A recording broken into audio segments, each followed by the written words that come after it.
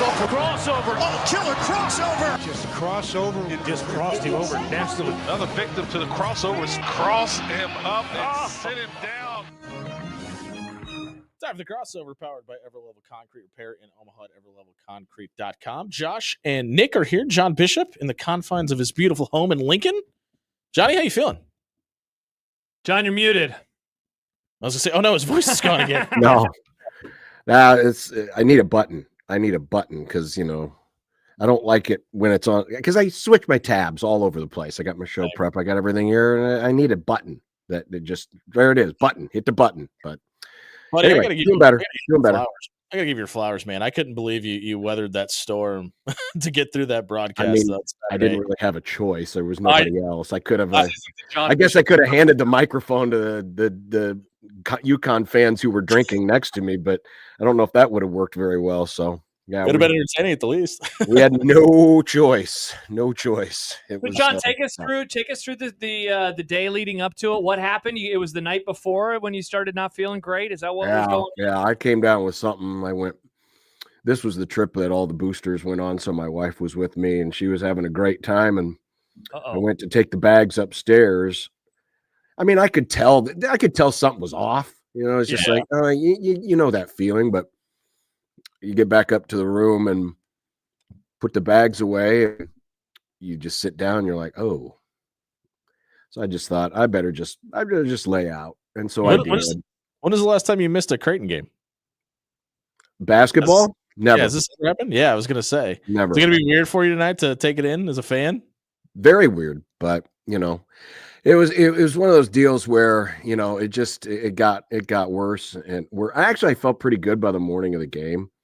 After a long night of just basically tossing and turning in bed. And I thought, okay, everything's going to be fine. My voice seemed fine. And then for some reason, shortly after the broadcast started, it was just like, it just started going downhill. And then, I didn't realize it was kind of like a snowball. It was like, once the snowball gets going, the bigger it gets, the more momentum it's got. And by the end of the game, it was totally shot. So I didn't realize you were sick beforehand, because the first 6 or 7 minutes, you sounded just fine. Yeah, it was. I mean, it wasn't great, but it was acceptable. But yeah, by the, I could really tell at halftime, and then second half it just went. And there was, I can't remember what play. Well, I think it was one of Isaac's threes. Steal, right?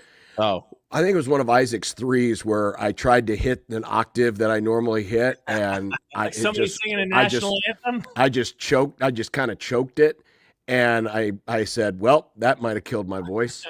There were times you came back that I could mentally hear you trying to will yourself to get ready to talk. Well, it was, I mean, I had water. I had plenty of water and cough drops and all that other stuff. And, I was gargling, water during the break. It was weird because it wasn't like, how when you get sick, you get a sore throat. I never had a sore throat.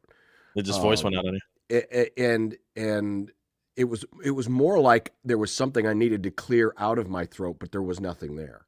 That's the worst. And it just went crappy. So, it was a long flight back on Saturday because, I after the adrenaline wears down, because, I felt fine. Physically, I was fine. But once the adrenaline wears down, you're sitting on a 3-hour plane ride back. And I just was like, oh God, it's hitting me again. And so I just told the folks at Creighton, and they made the arrangements, got Connor going, and here we are. I mean, I probably could have done it tonight, but I just didn't want to chance it. There's so many moving pieces that we have, because we got to make arrangements for Connor. We got to change flights. We got to do this, got to do that. And so I made the call early. I didn't want to take the chance even further, and then we have the pink out stuff on exactly. Friday. Yeah, and I didn't want to miss. I didn't want to miss any more of the show, and so I just, it was. It's not the fun thing to do, but it's the responsible thing, and Connor's very excited for this, and I'm proud of him and happy for him. So, we'll get through it. Well, great job, man. You absolutely warded through it on Saturday, and you did fantastic. See my teeth? Yeah. All right, now let's stop complimenting John. Yeah, John, you suck. It was way too complimentary. I wasn't asking for compliments. Well, in fact, I'm more pissed off at myself than anything else. Pissed off? Yeah, I should have done a better job of preventing all of that crap from happening. Nah, you can't. But I've time. I'm taking that what is that stuff? It's the powder you put in your drink. It's the orange stuff. Cocaine. No, it's not cocaine. But it's the vitamin C stuff, man. I'm gonna be drugging up on that the rest of this basketball Alka-Seltzer? season. You drug up on vitamin C? I mean, you just go stare out at the sun. Also, what do they call that? What do they call it? Anyway, and someone out there knows what it is. It's not Alka-Seltzer? it's emergency. I just said it Emergency. earlier. Thank you, Nick. I'm sorry, I didn't hear you. Yeah. Emergency. It doesn't taste great, Voice but was a bad thing. But what? Not your ears. He was making fun. Funny thing is, my ears have been kind of plugged up. I notice every time I chew on something, it's like it's never fully recovered from the airplane trip or something. I don't know, but do you know how to pop your ears? Are you good at doing that? No, I can do it. It's just it does it and then it doesn't do anything. Yeah. So When we got back from when I had that head cold in Vegas and in the plane ride, it took my ears about 4 days to fully pop. Oh, if you get sick and then go on a plane ride, yeah, it's the worst. We'll see you on Saturday. You can finally pop your ears again. Pop my ears again. That'll be awesome. It'll be Saturday before you know it. Yeah. Also, I don't know if you should be complimenting Happer right now, because yesterday, before he left, he called you Wally Pip.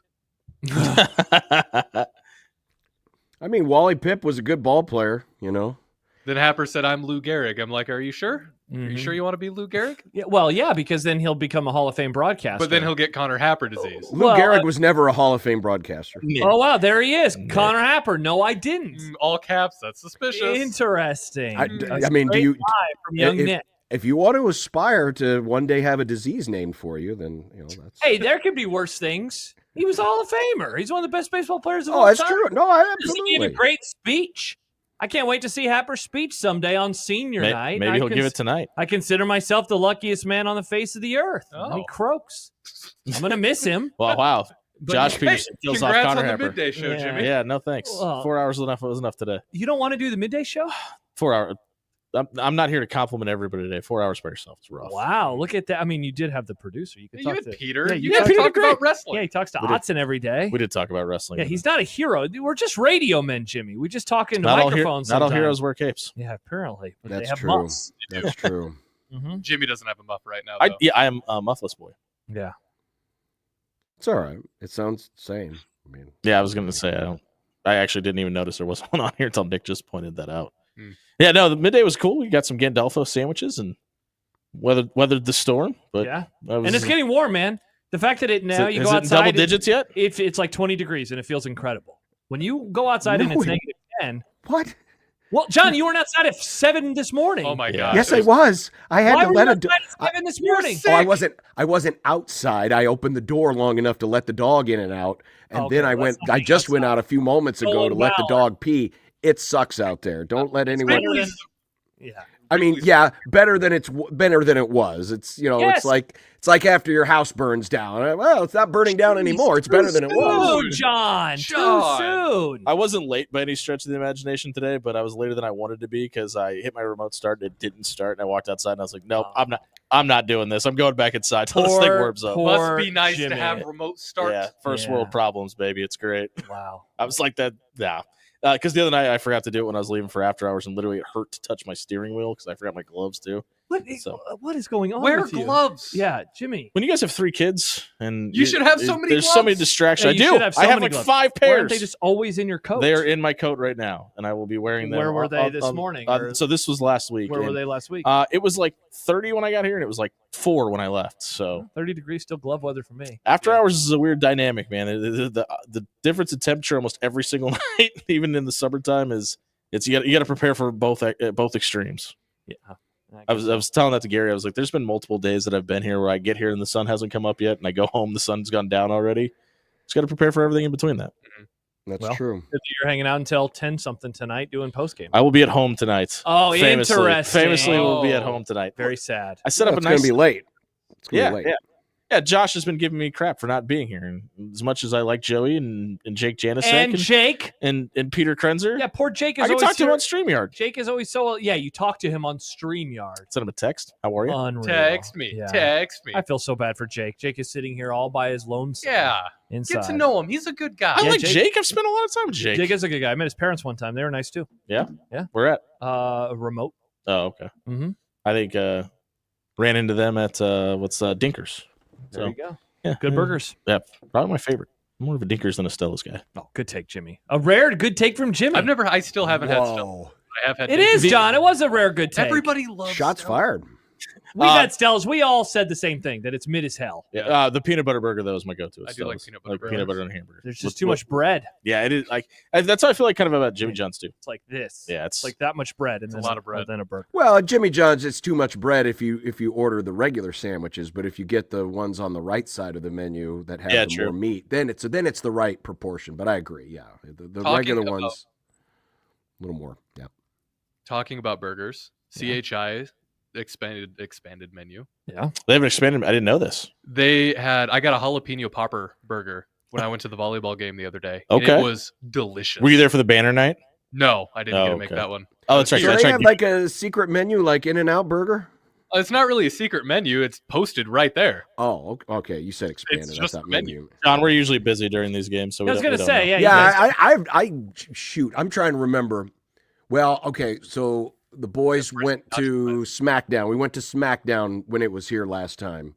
Yeah. That's the only time I think I've ever visited the CHI Health Center concession stand. I'm trying to think if I've ever met it because when I'm there working. Yeah, why would you go there? Yeah, for sure. I got my first Lexus Club experience the other day. I've done that before. And it's nice to see how the other side lived. A friend of mine works at Field Club and he had an extra pass. Was like, hey, you want to come down to the Lexus Club? And I was like, I've never been there. Let's take a look. And smaller lines for the beers. Food was excellent as well too. And we didn't do the buffet. I did the jalapeno popper burger. No, it was the grilled chicken thing. It was delicious though. The grilled chicken, is that what it's called on the menu? I can't.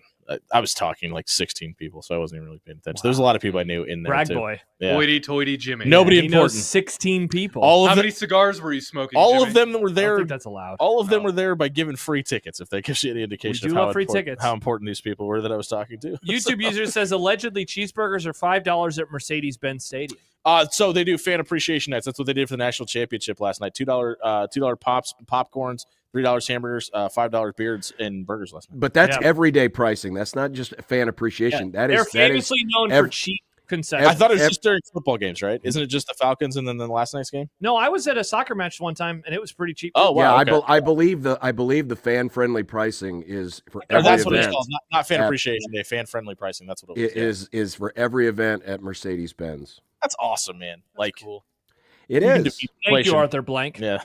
Many are saying. Yeah, it's really cool how you can get stuff for normal prices. But $5 beer is pretty impressive because I mean the market is out there for $9 to $15. Like I think I was going to say $15. Beers, yeah, I was going to say last time I was at Arrowhead, I think beers were like $12 to $15 somewhere in that range. Yeah, sounds about right. And you have the national championship, and you still choose to go with the fan friendly pricing. That's a pretty big move. Mm-hmm. Yeah. Well, after you spend $4,000 for a ticket, you probably don't have any money left to buy. That's a good point. So fair enough. It's like here we'll throw you a bone. In case anybody wants to make a late flight to Chicago, the ticket pricing into Paul tonight a little more friendly. $2 gets you in the door. Oh, there you go. To tell my brother and his wife, hey, if you want to go fan-friendly watch pricing, Creighton not and by DePaul choice. tonight. Happer's at the arena right now. He's just going to be sitting there for the next 6 hours, counting down until the game starts. Just to think, he could have been. I mean, he doesn't have to. He can literally walk. He is though, John. He's already there. Yeah, I mean, there's so much more to do in Chicago. But well, that may have been from the shoot around. I mean, he can walk back to his room. It's right across the skywalk. I mean, go to Jersey Mike's. You're in Chicago. Okay. Unreal. Great point, Nick. No, that's the real reason. Recently, and you went somewhere, not famous. That's the real reason I'm disappointed about not being on this trip. A, I love Chicago. B, I don't like missing a game. But C, I wanted dead father. You absolute monsters! Wow, absolute monsters! I don't think there's any law that says just because someone died means you have to eat at Jersey Mike's. I mean, man, John, I was just gonna say I can't wait for you to lose a family member that you love and then eat a meal in honor of them. What just happened? But I didn't. This is the most bleak crossover I've ever been a part of. Well, very bleak. Should have been here for the COVID ones. Happer says he's in his room and he's not wearing pants. Hell yeah, Happer. Attaboy. Good for him. That's how you do Chicago right there. Finishing up the last minute prep, getting ready for the game. Do you finish up your prep in your underwear, John? Oh, poll question. I mean, I'm sure I have. I usually have pants on for my prep. Yeah. It's a little too cold out to be going pantsless these days. Yeah, I was. Well, if you got the heat turned up in your room. turn up the heat. You got your heat turned up, you'll be fine. We got insulation issues in our house. I'm glad I spent so much money on it. Oh, that's awesome, man. Yeah, happy about that. I love cold houses. Yeah, my kids' room is right above the garage. That's not problematic at all. It sucks. Whoever designed houses like that is an idiot. Yeah. Yes, whoever buys A house lot of them that's are like that. A lot of those 2-stories are like that. And you got those rooms above the garage. It gets cold in there. Which is weird because ours is right next to it. And it gets really hot. It's so stupid. It's divided by a wall. It's dumb. I hate it. But John, what's your favorite place you've ever gone to eat on a road trip, other than Jersey Mike's, obviously? Let's see. We just went to it's called Moe's in Milwaukee, which is a good steakhouse. That's kind of the popular place to go. That's really good. There's the Italian place that is in the older section of Providence that always has good food. Feels like the older section of Providence would have an old Italian place. Yes. That feels appropriate. Yeah, that's really good. Those are probably the two that stand out first. Nowadays, the team has opted to eat meals in the hotel, so they just get the hotel we just set aside a room and do it that way because it's easier. But yeah, it depends on the trip sometimes. But yeah, we've had some pretty good meals in the past. We did not Moe's, the place in Indy, the famous place in Indy, Elmo's. We did that once. That was amazing. Really good. We didn't eat the Nick. What are you watching on Twitter? It's a Key and Peele thing. Okay. Glad to know you're paying attention. I just got distracted. Thank you, Nick. It was something to be distracted by. I'll just put it that way. Oh, Nick, I didn't know those videos were allowed at the office. That bar that we did the post hey, we're 1 day in now. It's allowed. All the wrong reasons, guys. Not where you're now. at. Hell yeah. That bar we did the post game at Detroit last year. We didn't try the food there, but it was really cool. It was a 3-story bar, and every bar was different Detroit team centric. So like the first floor was the Tigers bar, the second floor was a Red Wings bar, the third floor upstairs was the Tigers bar was at the top, and you could literally see into Comerica Park from the third floor. It was pretty cool. I was like, I wanted to eat there because everybody was talking about the food, but we didn't get there till so late because the game went so long. So yeah, they let us stay for like an hour after they closed. Was that the Oregon game, or was that? That was Tennessee. That was Tennessee, Sweet 16. Yeah, nice. But yeah, I was like, this is a really cool concept to a place to like. You could be here all 3 seasons, and you can literally watch the game from the team. So who was the one that they didn't have a room? They had. I think it was. So I think the first floor was Lions, and then the Red Wings, and then so they didn't have the Pistons. Wow, out on basketball. Pistons have won a championship more recently than the Tigers have, or the Lions, exactly, but not the Red Wings because they won in 2008 famously. There are apartments. Oh yeah, there are apartments that overlook Target Field, and if you get to the upper level, you can just watch every game. There's a lot of those. There's like almost every Major League Baseball baseball field has at least some structure on it. You can see into it. It's very, very weird that they allow that, especially the old ballparks like Wrigley. Get down. Yeah, indeed. All right, boys. Well, I appreciate you, John. I'm glad you're feeling better. Have a good night off. It'll be interesting. I'll just put it that way. We'll have fun. Connor do an awesome job, and hopefully he'll bring back a win. About the game. You can actually. I'm not. I don't like tweeting when my teams are on. If I don't have to, I'm gonna leave the twittering to the other Twitterers. I'm just going to be because I don't know how I'm going to absorb this. This is going to be very, very interesting. It's like Jim Harbaugh when he watched the games while suspended. Yeah, exactly. You're the zone's Jim Harbaugh. Poll question. Put on your khakis. Jim Harbaugh. Put on your khakis. Lay next to Connor Stallions in a bed and listen to Connor Happer on the. Are you going to listen to the radio call? Or are you going to listen to the TV call? Well, I'll probably have the radio on softly in the background. I mean, I just.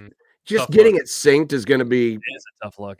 Kind of a pain in the butt, but I'll be monitoring both. Zone. Yeah, what a bad. I'll be monitoring both. Okay.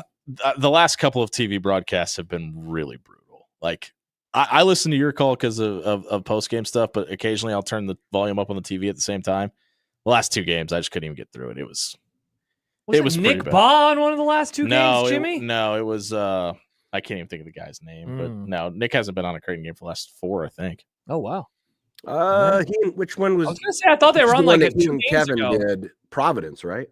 Yeah, the last home game, didn't they? Do the Yeah, last home game? last two they road did the games last home game. have been brutal. All right, well. All right, John. Good talking to you. All Bye, right. Jimmy. I guess it was Bye, okay Jimmy. talking. Thanks for filling in for Connor. And when we come back, we will get a Grum started. And Josh's long national nightmare has begun. Oh yeah, I'm in hell. In the words of Jack Mitchell, I'm in hell. You'll be fine. No, And, I won't. and this has nothing to do with the events happening in Washington, D.C. No, I don't tweet about anything like that anymore. I'm a sports person and television person and occasionally books. I'm in hell. This is the worst time of my sports life, and it's only going to get worse over the next few weeks. Well, that sounds promising. Yeah, well, I can't wait to not talk about it. I think I'm going to get out of the industry. I think I'm done with sports. Oh. I think I'm out. I'm into books. I'm a book boy now. You're going to do that book podcast? I'm going to do the book podcast. This is sad. So yeah, it is. I'm going to miss you, John. All right. Well, See you later. Good luck with your voice today. We'll be scouting for new co-hosts coming up next on 1620 The Zone.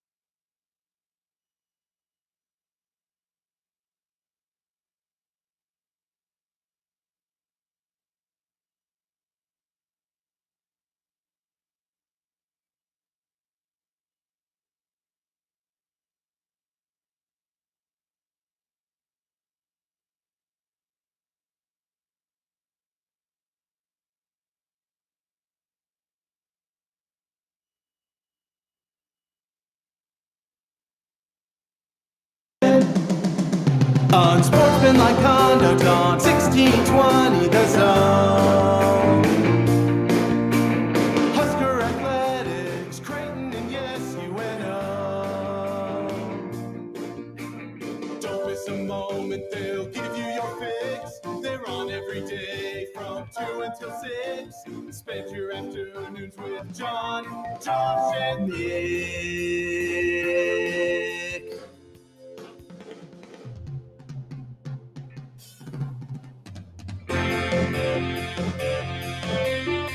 John, Josh, and Nick. They'll show you what sports talk really is. By the way, I thought this is what you wanted. I thought this is everything that you were desiring, and now you're depressed. I'm confused. Desire? What the hell are you talking about? Hey, Kings of the North. Sportsmanlike conduct on 1620 The Zone. Husker Athletics, Creighton, and yes, UNO. Been flying your Stark banners and everything else, and yay, North, the North shall rise again, and we finally get an all-Northern championship. Yeah, and it doesn't mean that I wanted the team that won to win. By the way, well, you missed it yesterday, John. We played a clip from KOTN on the show. We did. Many people loved it. Many people said, sir, could you have those guys on as guests? Josh held me down and forced me to play it. I did not. I just clicked the play button, and the audio was already turned up because Jack was doing the show from Lincoln. Yeah. Yeah, so you couldn't control anything. You had to just leave it sitting Exactly. there. You held me down and forced me to. No holding down. John, it was a great segment, a great discussion. Many people enjoyed it. Well, it was a great championship for Ryan Day. Ladies and gentlemen, boys and girls, it's over. Ryan seizes the day. Let's all worship our new college football overlord, Ryan Day. The king and of the new North. Grum Down overlord, Nick, because look who's making the graphic again. Awesome. Damn right, and it looks damn good, too. Yeah, definitely. It reminds people what station they're listening to. It definitely does do that. Uh-oh. Was this 12-team college football playoff a success? There's a lot to break down with all of this as I was thinking about it last night and this morning. One of those things, those offshoots, is Ohio State's blueprint replicable here. Oh. The Ohio State blueprint. We're always looking for that blueprint. Oh, blueprint. Every time a new team wins the title, oh, what's their blueprint? Like Bill Callahan, John. Remember Bill Callahan's blueprint? Yeah, blueprint for championships? We need to find an old guy for Matt Rule to yell at. Sadly, the 4 coaches that followed Bill Callahan also duplicated that blueprint, and that blueprint has led to, well, nothing. We got Blue Jays and Blue Demons in Chicago. Michael Bruntz will be along with Husker247.com. Steve Sipple of Husker Online in the happy hour. We will be on Cleat Blakeman watch this Sunday. I'll explain later on. Okay. Hot Take Market. Hot Take Market is going to be closing soon, so there's a clearance sale on hot takes. Yeah, we're getting short on hot take season. Liquidation sale. And that means, Nick, that wooden bats and rubber hats is going to be here before you know it. It's got a new name, remember? Oh, that's right. A Slice of Baseball. A Slice of Baseball featuring Nick Grimm. And would you rather be us or be New Orleans today? Have you seen this? Have you heard about this? They are getting snow in New Orleans, snow in Houston. These are places that don't see much snow. So you could look outside right now and know that if you go for a walk or a drive in your car, maybe a bike ride. You know, today would be a nice day for a bike ride. Oh, it'd be a perfect day for a bike ride today. You won't slip and fall because, you know, the streets are nice and cleaned off. You could. It's well, you could if you were seeking out the ice, but there's, you know, most of the ice and snow is melted. It's just cold. It's just a little cold. That's all. Just a little. Wait, earlier you said, when I said, yeah, it's actually warmer now, you accosted me. And now you're saying it's just a little cold? Make up your mind, John. You got to decide if you think it's really cold or just a little cold. I'm just using it as a comparison to New Orleans. You can either be us or you could be New Orleans. Flip-flop Bishop. Yep. I'm not flip-flopping. I'm just saying. You literally just did. You could either be us or you could be New Orleans. The answer is us, by the way. This is way better than having snow. Way better than having snow. Because 4 inches in New Orleans is like us getting what, like 20? Probably. Yeah. Also, that John, sounds like hell. What the hell? They're going to announce the Baseball Hall of Fame class today, and we're not going to preview. We're not going to break down every single person on the ballot. John, this is a good idea for maybe a new segment that we could do on the show, and that is read your or my Grum Down versus Nick's tweet about what he imagines in his head the show to be about. This wouldn't be a problem if you guys actually told me what the show was going to be about. So here's what Nick wrote. Welcome to a Tuesday Grum. Yes. John Bishop is back. Factually, we are correct so far. Hello, John. Michael Brunts with some recruiting updates. I go to his Twitter, and it's a lot of recruiting stuff. Okay. Steve Sipple has some takes on Ty Robinson. Wrote a story about him. Will Ichiro be unanimous? And that's the lineup powered by the Rooferys at John Higgins Weather Guard. Any Ichiro takes from you today, John? He was my favorite player in Major League Baseball for a few years, Nick. I was a big fan. A lot of hits. I mean, he was a good player, yeah. Yeah, there you go. Good player, right. and he'll be in. And he will not be unanimous. No, he'll be in the Hall of Fame. Right now, he is. Nobody is except for one person, right? Wasn't it Mariano Rivera? Was the only one? Yeah. No. For now. Yeah. Well, how many are they're still tabulating votes? The public votes. There's 54% of the votes that are public. Yeah. It's 100% right now. He won't be 100%. Nobody else will be, in my opinion, ever again. No. I mean, if Babe Ruth couldn't be unanimous, or Lou Gehrig, who died of a disease named after himself, couldn't. Hank Aaron wasn't unanimous. Yeah. A lot of people aren't unanimous. Basically, everybody. I don't get caught up on who's unanimous or not, because every year the vote is different. The circumstances are different. The competition you face is different. The mindset of the voters is different. So, I mean, I don't.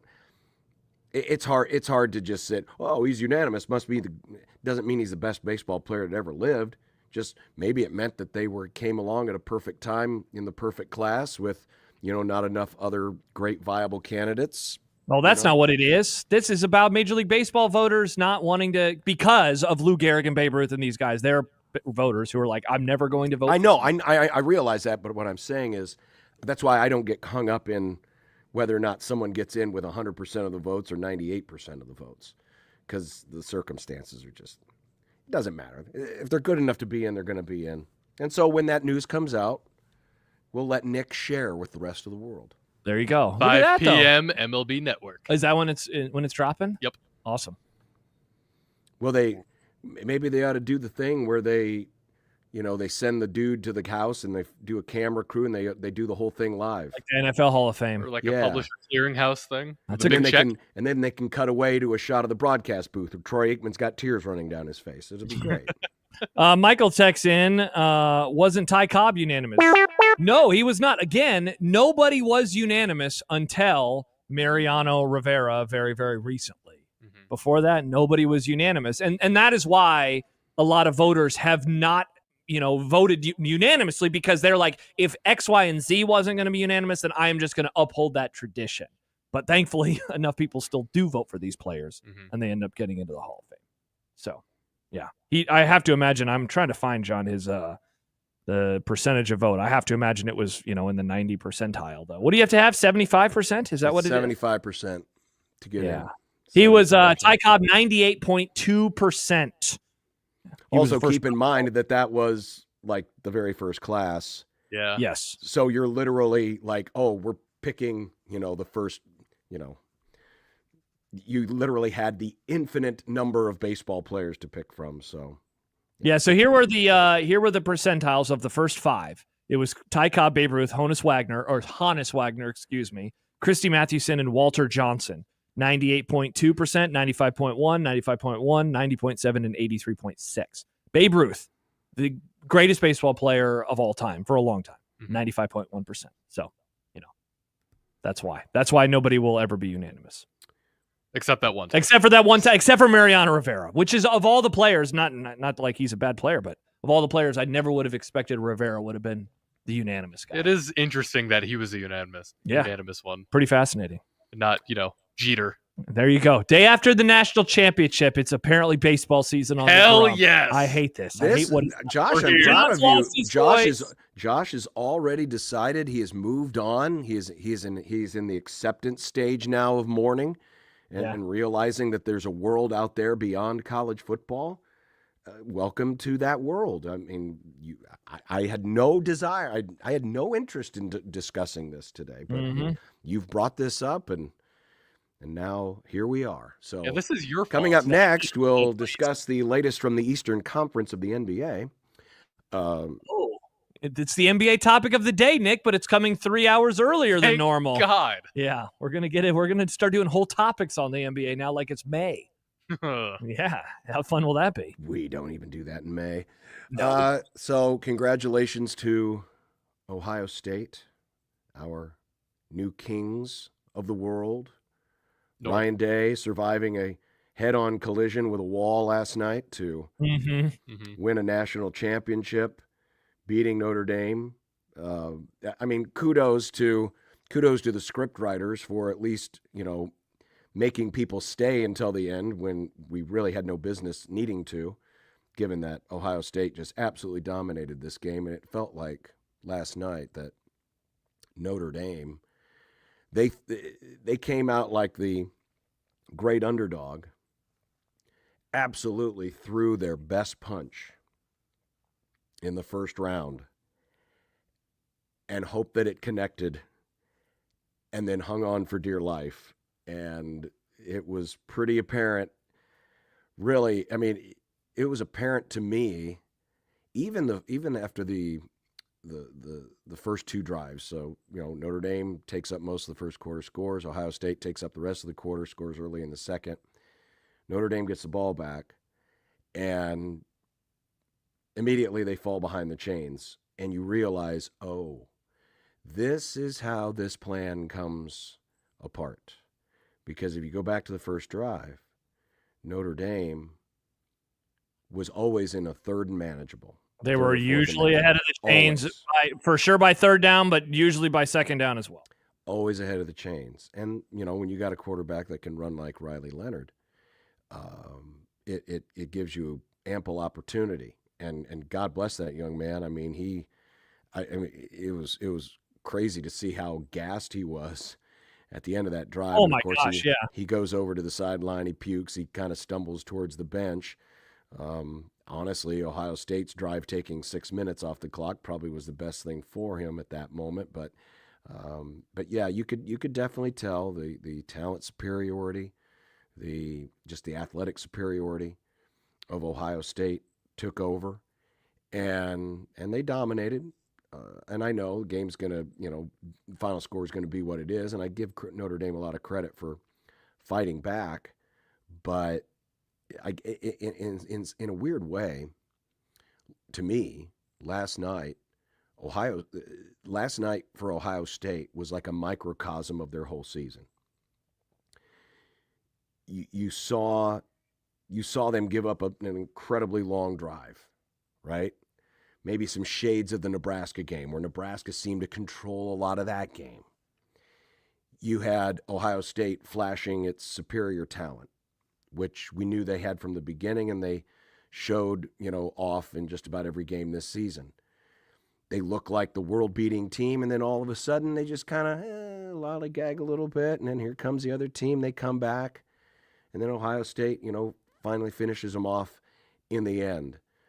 It would have been more impressive if the final score would have ended up 31-7 or 38-7 or whatever the case may be. And at the end of the day, when you win a championship, it doesn't matter what the final score is. You win by 1 point, you win by 30. Who cares? No one's going to sit here, at least I don't think they are, and they're going to proclaim this is the greatest college football team of all time. Some might try because, oh, look at that roster, and we'll see what happens in the draft, how many of these guys get taken.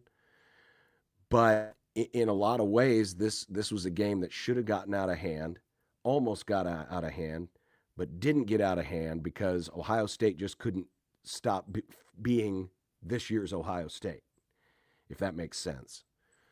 So that's kind of how I saw last night. I'm not saying that, Ohio State deserved to win, obviously. They deserved to win this playoff, no question about it. But this is a new era now of college football, where we now can look at this in the same realm as we look at the NFL. We always just assume that the best team wins the Super Bowl. A lot of times in the NFL, it probably has happened that way, but a lot of times it doesn't. Was Ohio State truly the best team in the country this year? Who knows? But they were the best team when it counted. And it's going to be an interesting adjustment for us in college football, who have been used to seeing the best record being the champion at the end of every season. This team didn't have the best record this season. Oregon did. Notre Dame had a better record, than Ohio State. Indiana had a better record than Ohio State. But this is now the byproduct of what the playoff system is, and it gave Ohio State really a third chance, and they cashed in. And we talk so much, Josh, about how you build a roster and you try to put together the best team to win. You no longer need to have the team that wins all the games. You need in the right games. In the right games. Yeah, and it's funny too, and I realized this at some point during the pregame when they had the bracket up, that the lower seeded team won every single game in the playoff. Once you get into the second round, because of course in the first round, the 8 beat the 9, et cetera, et cetera. But by the time you got to the championship, it was another lower seeded team over the team that was ranked slightly in front of them. That opening drive from Notre Dame was awesome, but it was also not sustainable. And Herbstreit brought it up on that drive. He's like, I said that he's going to have to run the ball 15 to 20 times tonight. And I think at that moment he already had like 6. He finished with 9 on the opening drive, which was, just an incredible move down the field. And then what happened? Ohio State got the ball, and it just looked so much easier. We talk about it a lot with teams, the margin of error. Ohio State, a much larger margin of error. Ohio State had so much more to work with that Notre Dame didn't. And so when you suddenly get into the non-scripted drive on drive number 2, on drive number 3 for Notre Dame, really the majority of the drives after the first one, suddenly they're going 3 and out. Suddenly it's like pulling teeth. Meanwhile, what is Ohio State doing? Kind of whatever they want. They're throwing the ball to this player. They're running the ball with this player. They're using Will Howard's legs again. And I think that you're right about it being kind of a microcosm of the season where you see, wow, how was this team ever stopped this year? And some moments of, oh my gosh, Jeremiah Smith is phenomenal and is easily the best player in college football. And then they're like weirdly conservative in the second half. And you're like, what in the world? Are they really about to allow Notre Dame to get back into this game? And they kind of did. But in the end, what did they do? They won and they covered, and they're national champions in an era, as we begin this new era where, you are right. It's not about winning. It's not about being perfect. That doesn't matter anymore, of course. And we knew it wasn't going to matter. But we did have one undefeated team in the regular season this year. And they got in their first playoff game, and they went up against Ohio State, and they got absolutely rocked. You have a game. You have 2. And in future years, there are going to be teams that have 3 mulligans. But as long as they play their best football at the best time, and that's what Ohio State was able to do, they're going to end up being national champions. And to see the AP poll now at the very end of the year and realize, oh my gosh, they beat teams 2, 3, 4, and 5, and I know the 1971 Nebraska team has always been this oddity because they beat teams 2, 3, and 4. And it's like, wow, that will never happen again. And I don't know if we're going to see 1 through 5 very often. 2 of them were conference foes. One of them was the runner-up in the championship, and the other was the team that they played in the semifinal. I don't think we're going to see this that often, but it happened in the first year. So at the very least, there's a possibility of it happening again moving forward. Well, I think it's a far stronger possibility for it to happen than it was in 1971, because in 1971, Definitely. You had no playoff. It was fate. It just so happened that, 2 of Nebraska's conference foes were that high, and then the team they played in the bowl game with a playoff, you're going to be playing, generally speaking, top 10, top 12 teams, and voters will tend to probably elevate teams that lost to the team that won. So I would think that something like this, while not an every year thing, wouldn't be a rarity. It's not going to be a dodo bird. To do that, but it still doesn't diminish the accomplishment. The accomplishment is what it is, but of course it doesn't. It's funny because all the discussion was right at the end of the regular season was, the Michigan game. Oh, the Michigan game. Guess what, friends? Michigan game is now a footnote. It doesn't matter. I mean, it matters. See, I disagree, man. Hear me out. It matters to the people there, but in 10 years, in 20 years, it's not going to matter. Because you have the trophy at the end of the season. How many of you remember out there the Dodgers lost 9 of 13 going into the All-Star break? Do you think they remember that now? Of course not. Yeah, but that's different. Because they won the championship. What I'm saying is we have to now readjust our mindset.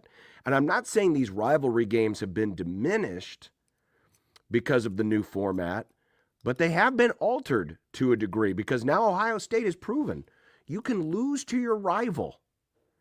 You can lose to your bitter end-of-season rival, end-all, be-all, the alpha and the omega, and you can still come away with the championship at the end of the season. And ultimately, that's what everyone wants anyway. The old mindset of the Big Ten and the Rose Bowl, the Big Ten and the Rose Bowl, and the big game, those are the only things that matter. Guess what? Those are all gone now. They're all gone. See, and that's why I actually don't think that we're just going to forget this for a couple of reasons as why I'll disagree with you. Well, Michigan won't forget it. They'll try to remind Ohio State at every turn. No, I'll give you two things. The first would be that it seems like it lit a fire underneath them, and that and I read a few pieces about them today where after that game there was this silver lining of now they don't have to go play in the Big Ten championship game, and they can look inward and they can figure out what were we doing wrong, whether it was against Michigan or in some of the other games. I think Nebraska, you could even throw that in there as well. And how can we be a better program moving forward? The other is, John, I do wonder if there is a legacy now for better and worse that people will look back as this being that first kind of you lose in a game that in the olden times was the football game. That if you lost that game, your life for at least 1 year was absolutely ruined. We've seen Alabama lost the Iron Bowl in one of their national championship seasons, and they won it, and it seemed like, yeah, but it's okay because they won the national championship. But for whatever reason, this game and Ohio State losing to this program, it's never been forgivable. And now I wonder if a legacy of that game, again, for better and worse, is it forgivable if you're able to win a national championship? I'll take 2 regular season losses to a team that I don't like, to a team that I despise, if it means winning the ultimate prize. I don't know who wouldn't. And I think that today, I think a lot of Ohio State fans are they're coming to grips with that fact that, oh my gosh, we can lose in the ultimate game that we build our entire existence around and still win the thing that matters the most. I don't think it's going to diminish them because we saw the reaction that Ohio State had after they lost that game. But it definitely, there will be a different tinge that these rivalry games have attached to them, moving forward. How that plays out over the next 10 to 15 years, I don't know exactly, but I do think that there will be a difference that I'm guessing that we feel. So I don't know. I think we're going to remember that one for a long time for what it begat. Just the odd.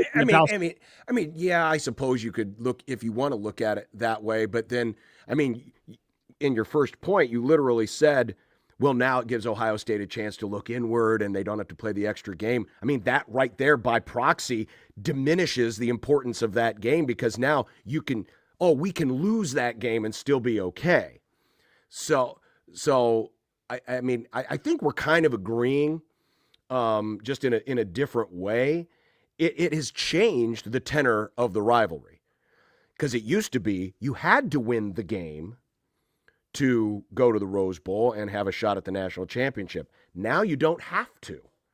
Now it's usually a narrower path, obviously, because it gives you another loss. But I was thinking about this morning. If a circumstance like this could exist, back in the day when Nebraska and Oklahoma were rivals, how would people around here feel like, well, Nebraska lost to Oklahoma, but they won the national championship? I think a lot of people today would be, they'd okay. have that year up on their banner and they'd say, "Oh, we lost that game. So what? No big deal." This whole playoff has changed in rapid period of time how we think about college champions, Because again, it used to be about being perfect. It used to be about being what we thought was the best. They had the best record. They had the best wins. Now it's just like every other sport. Get in the tournament. Once you get in the tournament, you got a chance. I saw a tweet today from Josh Pate, who covers college football for CBS Sports. Is that right? I don't know. I don't engage with that guy. Either way. But it was an interesting... He's not a KOTN. The way you said it, such disdain. I don't like those guys that wear the plain out. white tees on their YouTube videos. Oh, you don't like the plain white tees? Yeah. Well, Not- either way, whether you agree or whether you like them or not. Yeah, what did Pate say? Here's the tweet. The only CFP Cinderella you'll ever get is a Goliath being given a third chance posing as a lower seed. Oh, and 100% correct. 100% correct. Because that's what Ohio State was. They were a Goliath posing as a lower seed, given a third chance. And we say third chance because, obviously they lost twice. Back in the olden times, you lost once, you were eliminated, right? Mm-hmm. Yeah.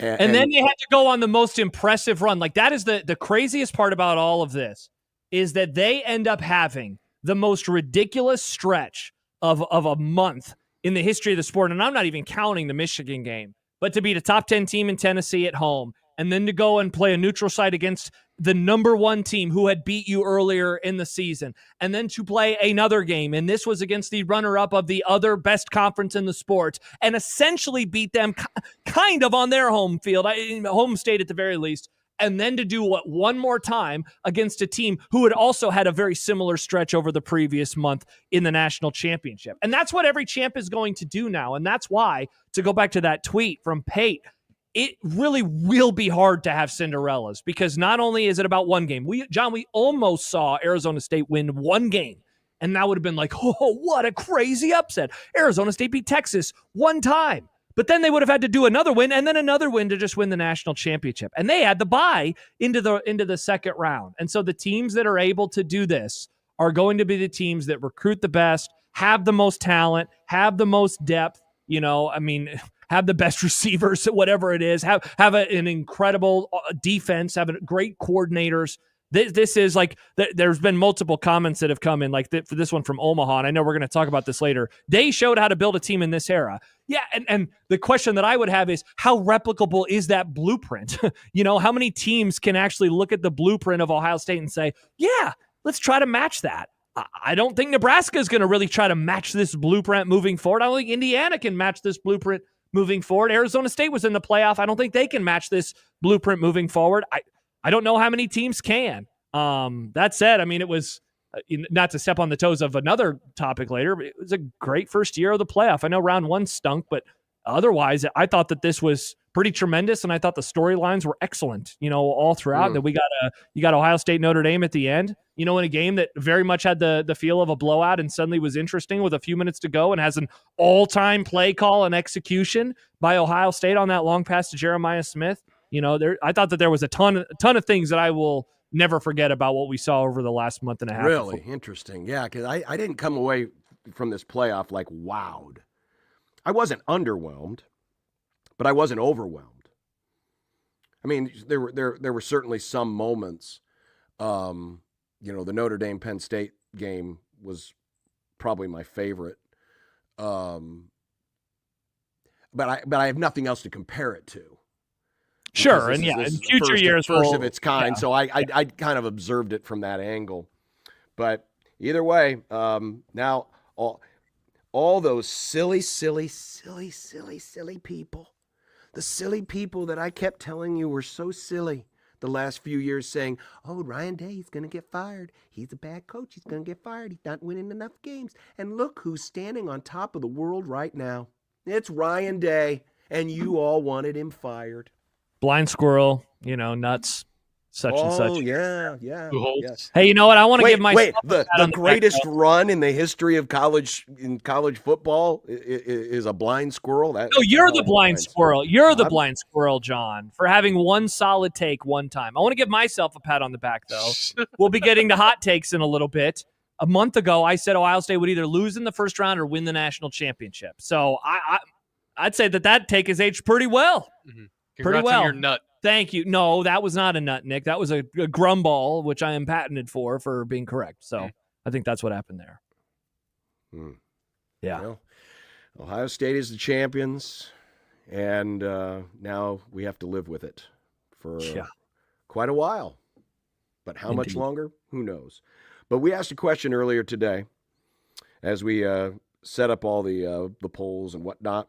You can vote. Where did I put that? You always put stuff on your feed, so I'm guessing it was on your feed. It was on my feed. It's because I know you very well. Well, I like my feed. And you didn't even retweet it from at USC 1620. What a tough look. You know what? Someone else can do that. Did the first 12-team college football playoff meet your expectations? You can vote right now. JTech Construction Zone Twitter page. See, I'll hit retweet, and then it'll get retweeted from the at USC account as well. But I also asked an open-ended question. What did you think of the first 12-team college football playoff? Would you change anything? Did it end too late? Do the seeds need to reflect the committee? Do you want more or less teams? Do we need more home sites? And we gave you an open-ended way to answer and got a lot of interesting responses, and I want to get to some of that next because I certainly have my observations on those. You can also email us at any time into the Equitable Bank inbox, John at 1620thezone.com or Josh at 1620thezone.com. At Equitable, we take banking personally and answer the phone on the first ring, or you can use the Ryan Day hotline, 402-951-1620. Your championship coach, America, 402-951-1620.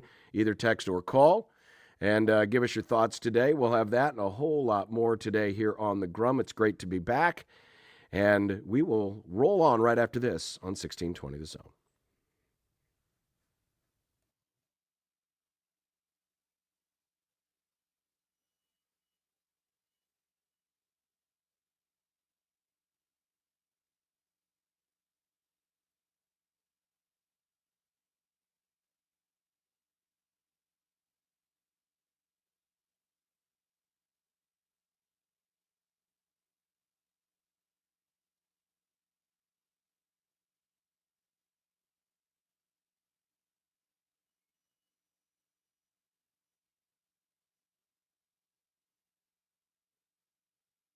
With my degree in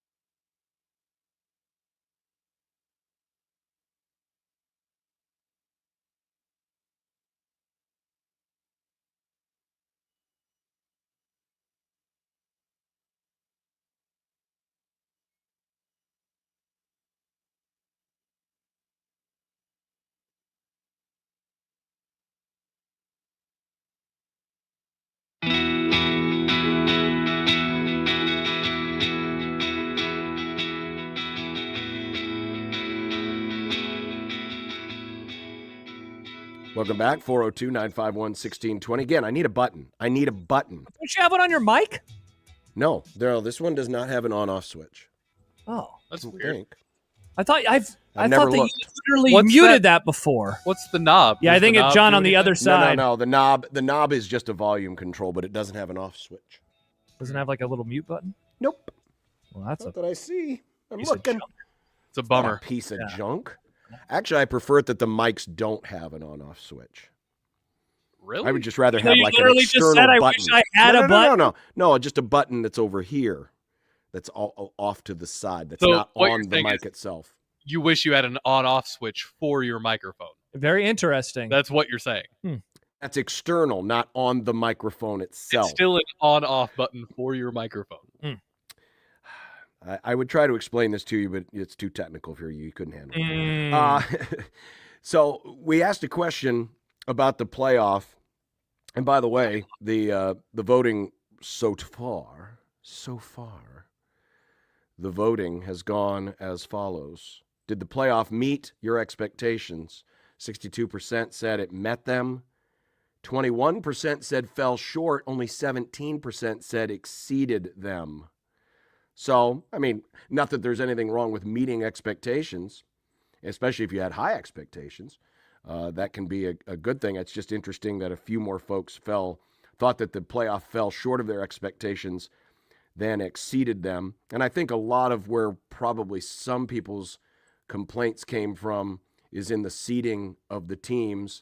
It's how you end up with the number one seed, Oregon, playing the team that eventually won the national championship and everyone was afraid of from the start in Ohio State. But that's the way that the seed lines went. And I think that's something that will be adjusted at some point.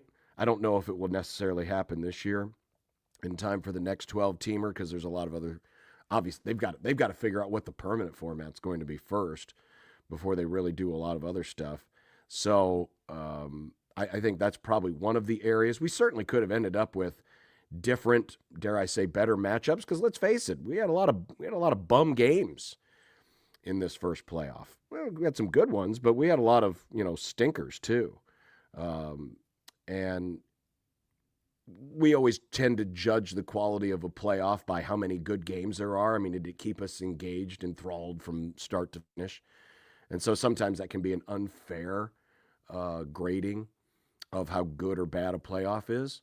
But I think that's probably one, if I had to guess, reach into the minds of the listeners out there, that's probably where some of the dissatisfaction, if there was dissatisfaction, is coming from. Yeah, it seems like, I mean, the most people who have critiques about year one, it's about the seeding. It's about the fact that, certain teams got buys and, losing the Big Ten championship game was a benefit for Penn State versus winning it was for Oregon. And in a normal system, you can never guarantee anything, of course. In the NFL, they reseed after the first round, and the Lions probably thought, awesome, we would rather face the Commanders than we would the Rams, given that the Rams have had success against them, even though they haven't won the last 2 years. They know them, and it's a team with a veteran quarterback. And yet, in the end, they end up losing because they lost even though it was a 6 seed in the Washington Commanders. So you can't guarantee anything. But, I mean, Penn State, the fact that they got a round 1 game against SMU and then a round 2 game against Boise, if I'm Oregon, of course I would have much rather had that. And what that ultimately means, too, is that the down ballot of how that affects the first round, you would have had different matchups. I still think you would have had blowouts because the 5 versus 12, I don't have what the bracket would have been, had it been normal seeding. But I remember whenever I saw that, I was like, the 5-12 matchup would have stunk. But the 6-11, the 7-10, and the 8-9 potentially could have been really, really good. And so the fact that we had truly no good games in round 1, that was a bummer. And that kind of set off the initial wave of criticism, which then went into round 2 when we had a lot more of the, wow, this is weird that Oregon has to play Ohio State. And that was even before they got bludgeoned by them and trailed 34-0. I think if that's like one quick fix that I'm with you. I don't know if it's going to be fixed by next year because it would require a unanimous vote. But it certainly will be fixed by 2026. I do not think that a Boise or Arizona State will get a bye week into the second round of the playoff in a 12, a 14, or a 16-team playoff, whatever happens. I don't think that's going to be the case moving into the next iteration of the playoff. I can guess what many people's answer to this question would be, but I'll show you and pose this to you anyway. What about in an alternate world? So I went back and I looked at an alternate universe of college football and what we would have gotten instead of the playoff. Now, I had to reach a little bit here because I had to recreate a conference that no longer exists in the Pac-12. But if this were still the poll era and the Pac-12 still were a thing, your Rose Bowl would have been your de facto national championship with Oregon taking on Penn State. Knowing that if Oregon had lost, your national champion probably would have come out of the Sugar Bowl, which would have been Georgia Notre Dame, the Orange Bowl, Iowa State. Congrats, Iowa. Iowa State go to the Orange Bowl as the reps of the Big Eight against SMU, and Cotton Bowl. Ohio State would have played Texas, but it would have been in the Cotton Bowl and it wouldn't have meant anything. I mean, in terms of the national championship. So that's what a rough guesstimate of what the poll era would have given us. You want to go to the BCS? Well, I went to the website bcsknowhow.com, and your title game would have been Oregon, Georgia, because those would have been the two teams that would have been at the top of the BCS standings. Penn State would have, again, I had to reach a little bit here, but because there's no more Pac-12, I put Penn State and Indiana in the Rose Bowl because they never played each other. And Ohio State would have played Clemson in an Orange Bowl that would have, felt like, just another game, like a Peach Bowl. But this is the interesting one. If we would have been fine with 4 one more time, we would have gotten a rematch. Georgia, Texas for the second game in a row. Because they were the 2 and the 3. See, this is the only one that I just don't know if the committee actually would have done that. Because I don't think we have to assume. We can only go off.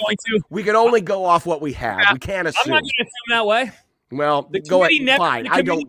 I'm just saying you can't say you don't care. You're the one who made all these graphics. I just want to poke a little holes. The committee never. Well, I'm going to poke a hole in you. All right. Whoa. The committee never left the losers of conference championship games in the same spot until this year. This was the first year, and they only did it. Even if they would have switched it up. But this is what you would have gotten. And in every case, Ohio State would have just been playing, a consolation game. So this is your alternate universe. And instead, we get the current universe. And like I said before, this is now something, as college football fans, we will get used to, and we'll get used to it. But it's about getting to the tournament and then being the best team in the tournament. And it no longer matters necessarily how you got there, as long as you got there. And that's the thing about college football. We have always been about the how. You had to look the best. Whether it was the poll era, even in the 4-team era, you had to look the best. Now you don't have to look the best. You just got to get there.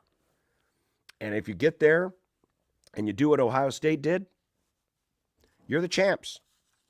And I wonder how many, because I've noticed this, and I mentioned this because we got a lot of comments on the open-ended question that I asked regarding the playoff and what you thought.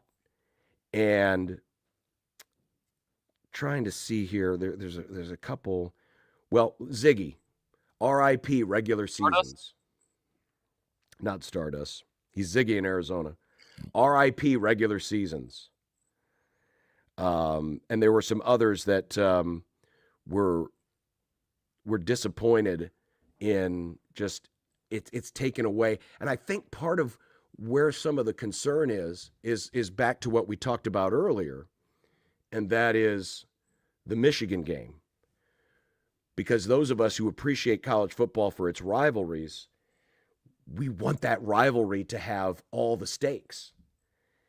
And now that game, Ohio State losing that game actually might have been the best thing for them, which is the antithesis, if I can get a word out, antithesis of what that rivalry is supposed to be about. But like you said in the last segment, That might have been the thing that actually got the fire lit under Ohio State to go and win the championship, which is something it's a foreign concept to those of us who have watched college football, because we want these rivalry games to be the end all be all. And now we're going to have to accept them in a new universe, which is, yeah, they're important. They're important for bragging rights, but it doesn't mean the end of your season. Yeah. So was this all a discussion leading up to you saying like you're not a fan, or you miss the old days, or this felt a little lessened to you compared to what it used to be? No, because I knew this was, anyone common sense knows this was going to happen, right?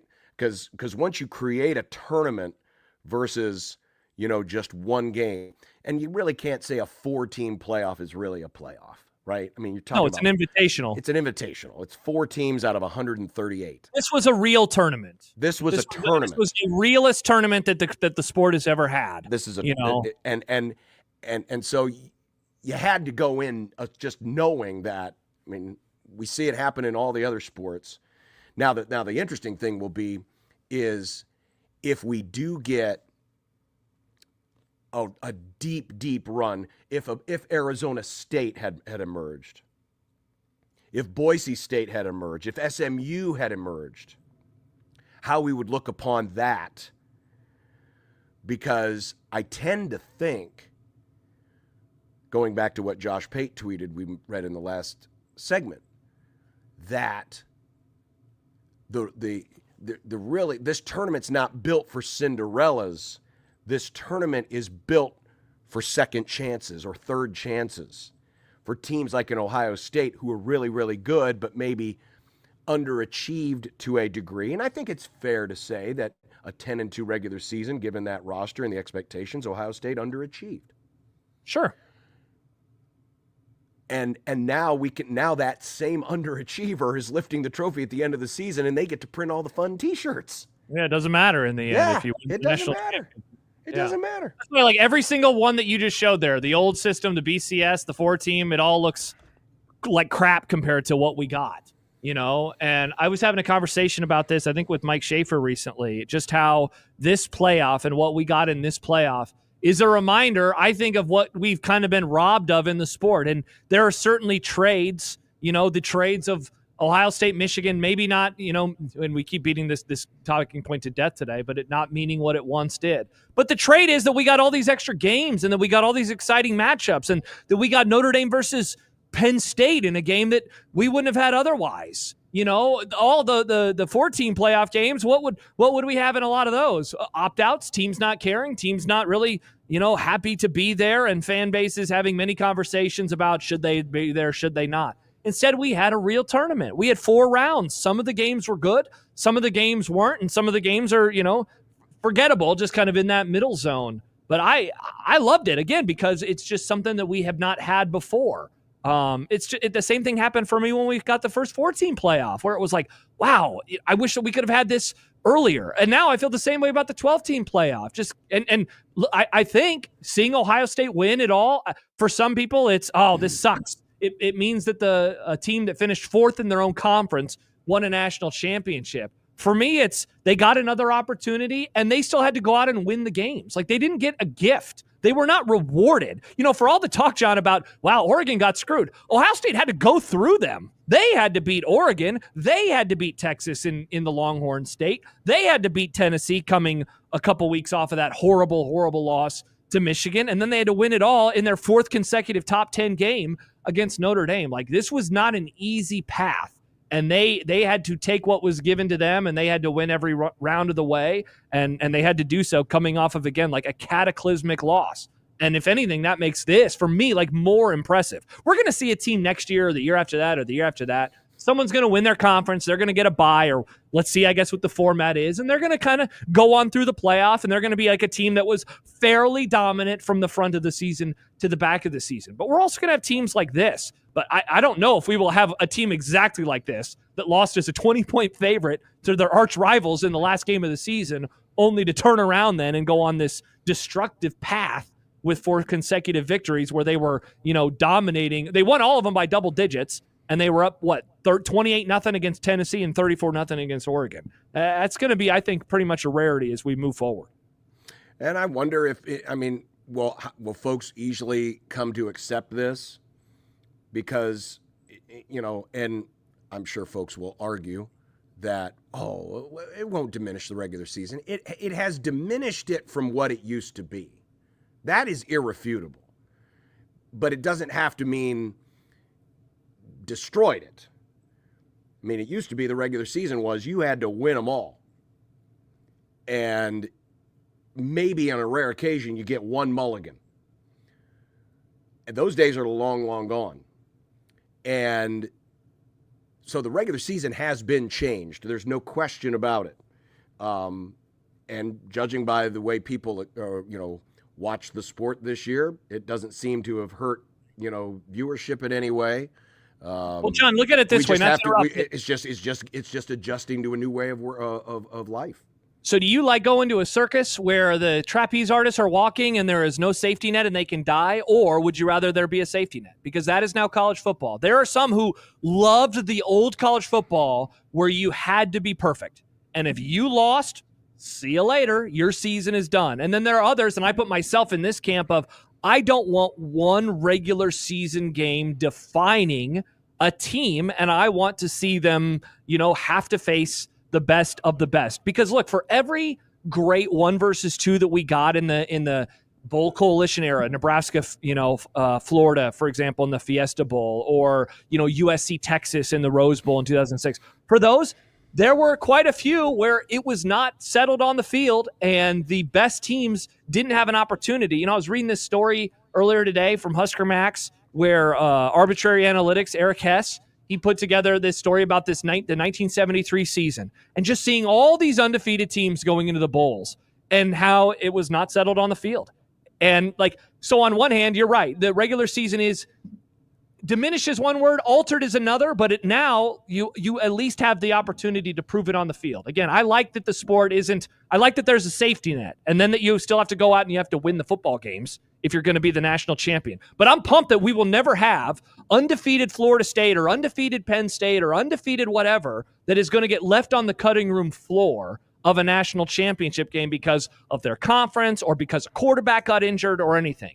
And so this format is infinitely better than what we have had, in my opinion, because we also gained all these extra regular season games in November that did matter, even if a few of them, they're not as meaningful as they were when you were a kid, certainly, or even when I was growing up watching college football. If there's anything I regret, it's that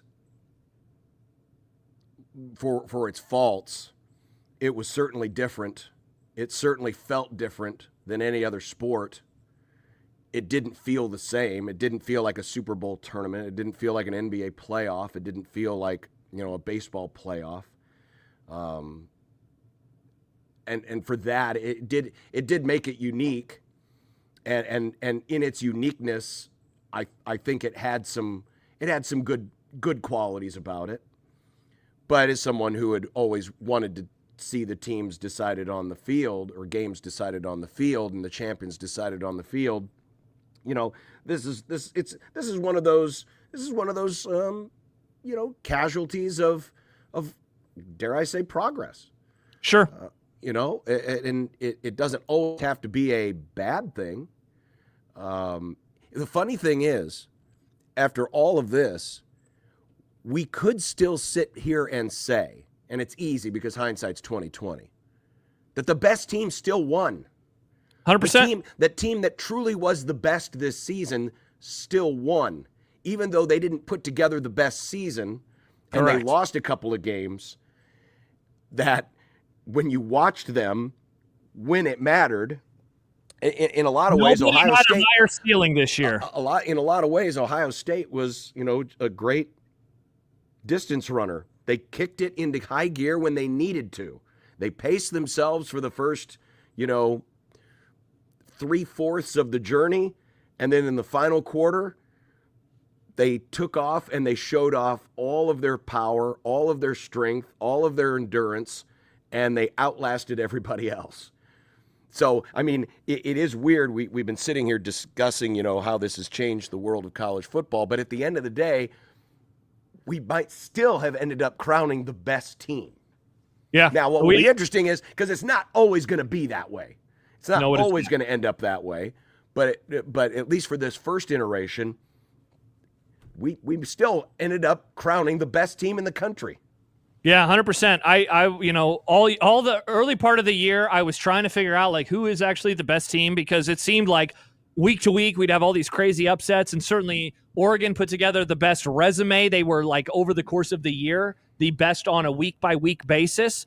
But dude, it was hard not to watch Ohio State at their peak. And the funny thing is, we didn't see their peak a whole lot in the regular season. They played a very forgettable non-conference. They didn't have a ton of big games until, they had the Oregon game and they had the Penn State game, but they always beat Penn State, and it's hard to win in Autzen. And so it was like on a week-by-week basis. I mean, we saw them struggle with Nebraska. And then, of course, the Michigan game happens, and it's like, all right, the Indiana win, while impressive, I guess, it's still, I didn't leave that game thinking Ohio State is a juggernaut. I left thinking, yeah, Ohio State's a better team than Indiana, which doesn't surprise me. But then you watch them against Tennessee, and then you watch them against Oregon, and you watch them at times against Texas, and certainly you watch them last night versus Notre Dame. And it's like, oh, yeah, that is the team. That is the team that was promised in the preseason. All this talent, the best wide receiving core ever. Chip Kelly is an offensive coordinator. Knowles on defense still there. They were able to put it together, and they were able to put it together at the right time. If this is last year, they are not in the playoff because they did not have the best regular season. But this year they were the best team. It didn't matter that they didn't have the best regular season. They were good enough in the regular season.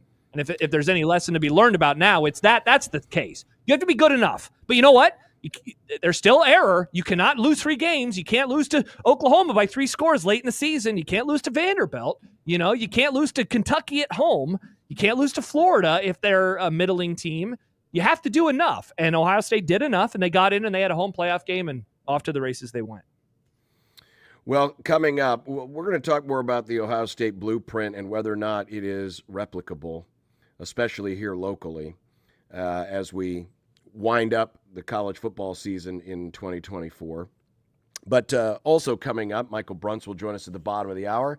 We also have Creighton basketball tonight. Connor Happer is in Chicago to cover the Jays as they will take on the Blue Demons as Creighton tries to continue their great run where they've won 5 out of their last 6. And now all of a sudden people are thinking very much differently about the Blue Jays. So we'll discuss those things and much, much more here on Unsportsmanlike Conduct in 1620 The Zone. Ohio State could not have done it without NIL.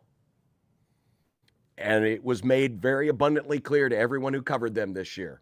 Well, do you know that there is a way for you to get involved as us, the little people, in helping our favorite teams recruit and retain the best athletes? You can gamify your giving today by visiting On the Line. It's athleticsontheline.com. The website is open. It's there for you right now. All you have to do is go in, you pick your favorite school, and they partner with all 3 of Nebraska's major schools, Creighton, Nebraska, and Omaha. You pick your favorite school, then you pick a measurable metric. It could be made 3-pointers, it could be points scored, could be wins. And for every measurable metric that hits, you can attach a dollar figure of your choice to it. And then when that team hits that metric, you make the donation. On the Line takes care of the rest, and your school benefits in many ways as your school rewards you. You reward your school. Again, visit athleticsontheline.com. Omaha-based company, good folks right here in the metro who want to help your favorite schools recruit and retain the best college athletes. Visit athleticsontheline.com. Gamify your giving with On the Line. athleticsontheline.com.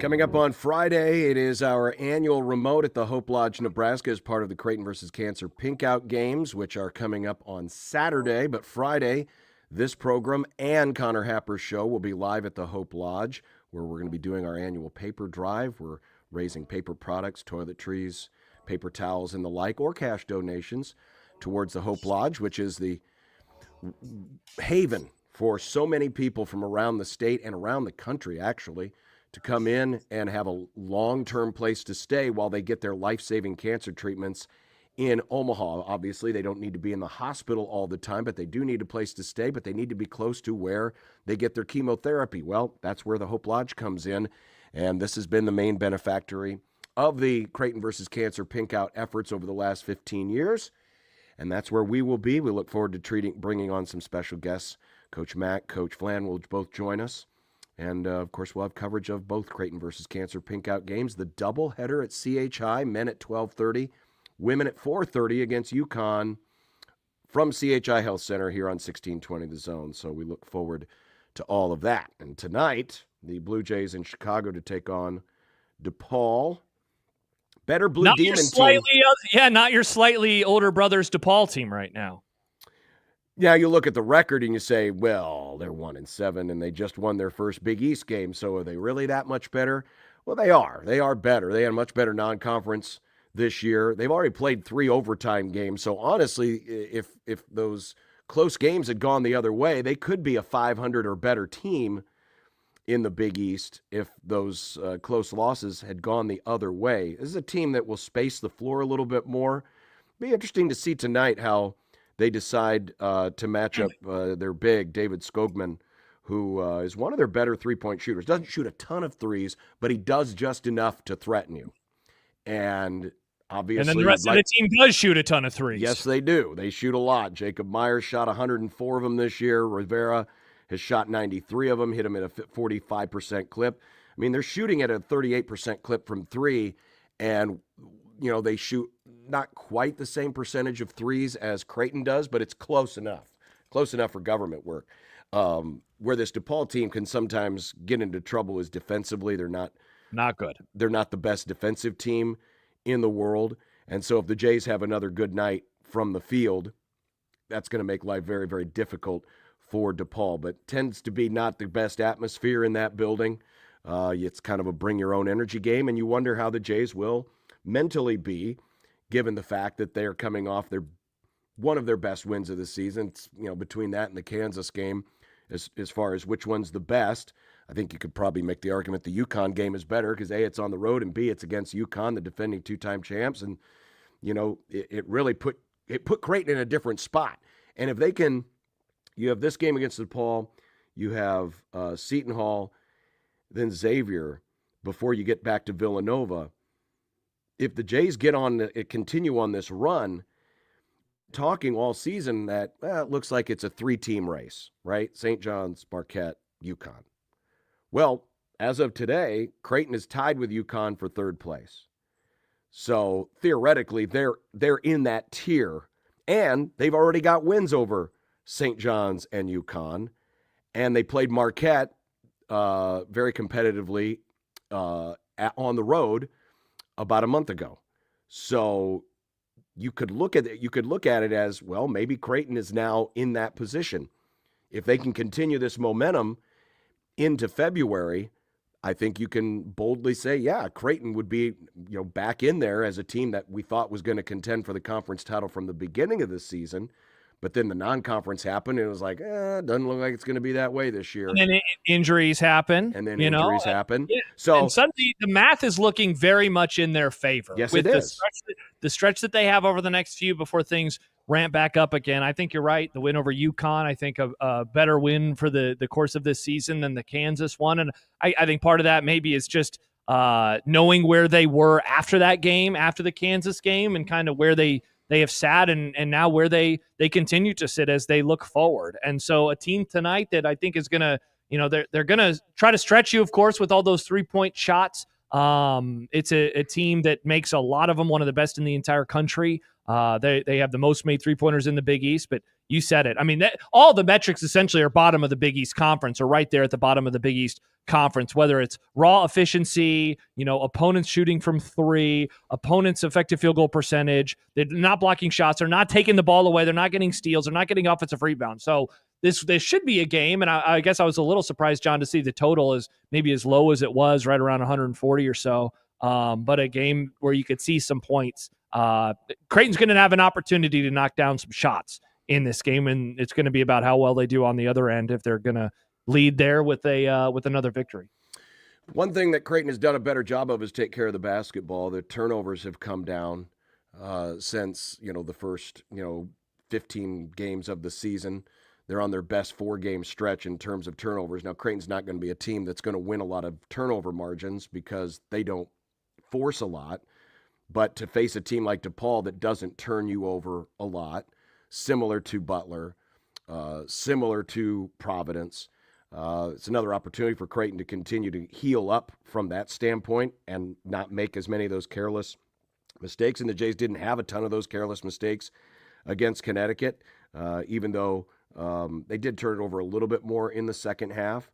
But and honestly, that game could have ended up being 10 or 15-point win had it not been for the offensive rebounds that kept Connecticut alive in a lot of ways in the second half.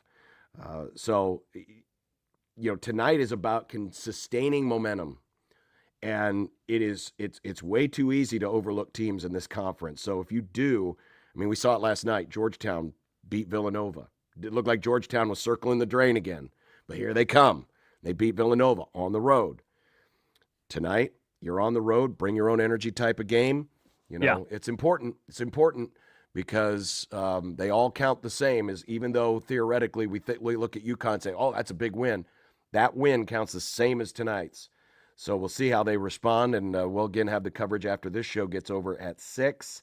And then Connor will be there live from Allstate Arena not Allstate. Wow, that's the old place. Wintrust Arena. Wintrust Arena.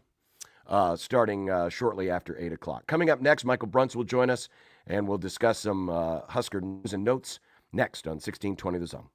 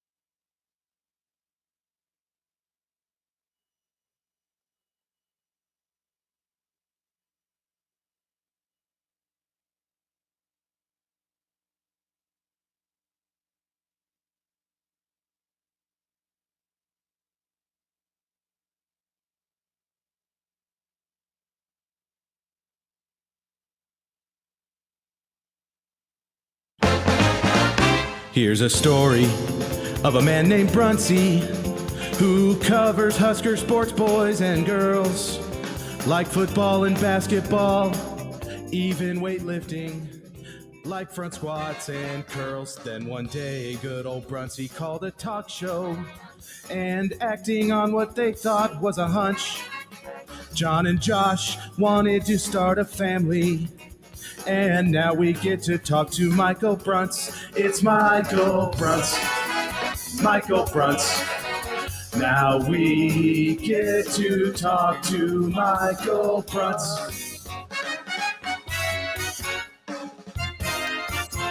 Of Husker 24/7, Michael Brunts joins us on the Ryan Day Hotline. Hello, Michael.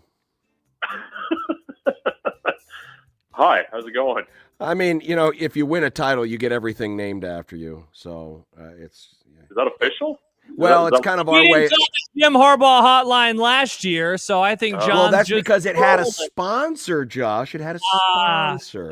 That's kind of my way of saying it's fill in the blank hotline, because if you would like to sponsor Brunsey, if you would like to sponsor the hotline, Husker 24/7. What do you think? So it's funny. Last year, I just kind of threw it out there in the Nebraska baseball press box to see how much it would cost to sponsor box, because they have they'll say oh, that's the whatever heating and cooling home run or whatever. I was like, if I say I'm going to give you how much money would you take for a balk, and never got a strong answer. I don't think they took me seriously, but I was very serious about sponsoring balks. That I think that's it's an untapped market. It really is. I'm sure someone upstairs right now is probably saying, "Hey, we don't have College World Series balk sponsor," and then I'd still have to get in 5 reads even if there's not a balk in the game. Yeah, you get like the strikeout T-shirts and everything else. Why can't I sponsor a balk? Let me do it. Bruns, how many balks were there over the course of the entire season, do you think? Well, that's just it. If I'm paying per balk, that's not a bad deal. It really isn't. I feel like that would be a per balk. Mm-hmm. Yeah. I love it. It's a great idea. Oh God, this is so. Bruns, I'm curious. Do you, after last night, do you look back at that near win by Nebraska in October differently today than you did 48 hours ago?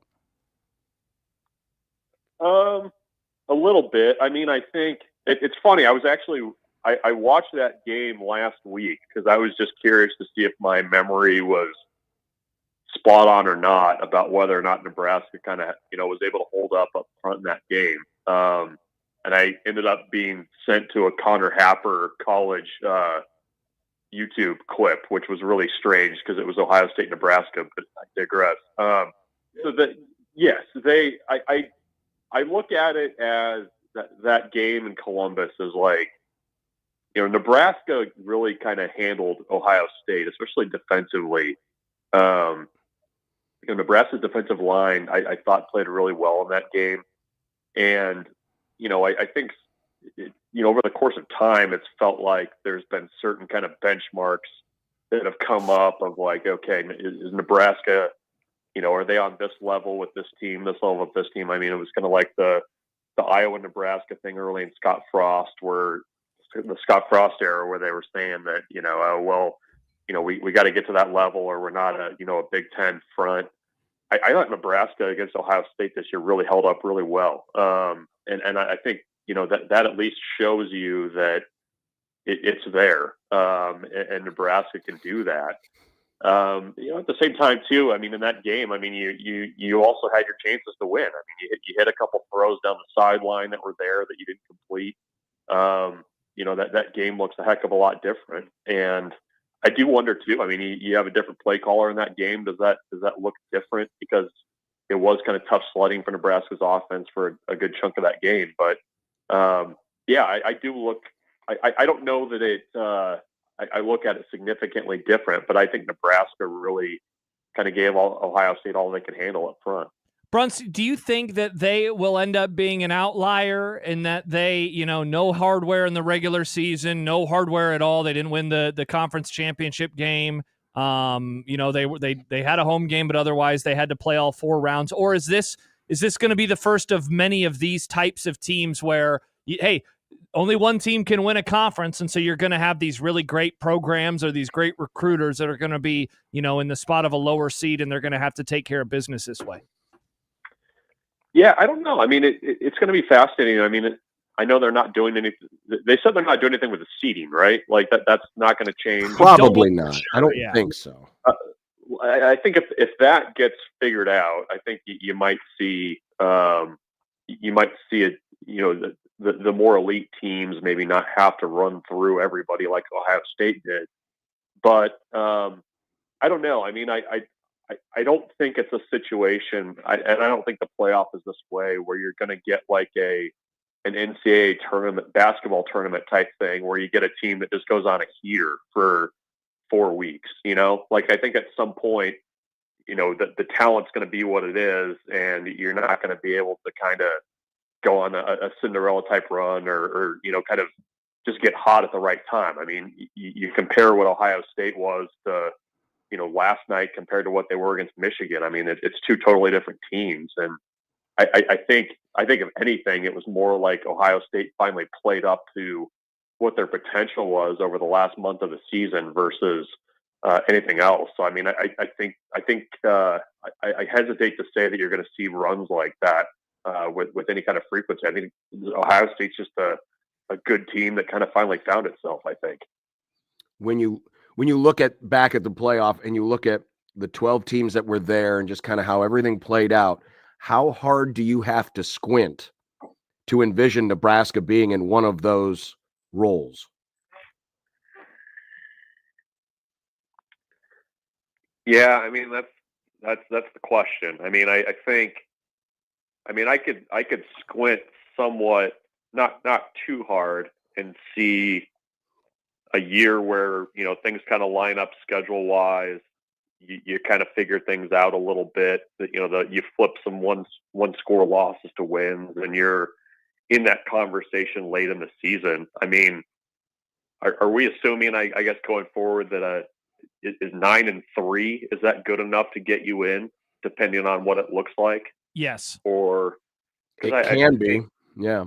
I think things would have to kind of break right. But I mean, I do think Nebraska definitely has the ability and should have some years where you're in that conversation, into November as a potential team. I mean, even this past year, I mean, if you were able to fix some of your special teams issues, you're probably in that conversation a heck of a lot longer than maybe what you should have been. So I think it's there, and I think that's kind of the benefit of that expanded playoff is it opens the door for things kind of breaking right, and getting in that conversation. I mean, I think in some ways maybe it's a lazy take, but I mean, you get Indiana there.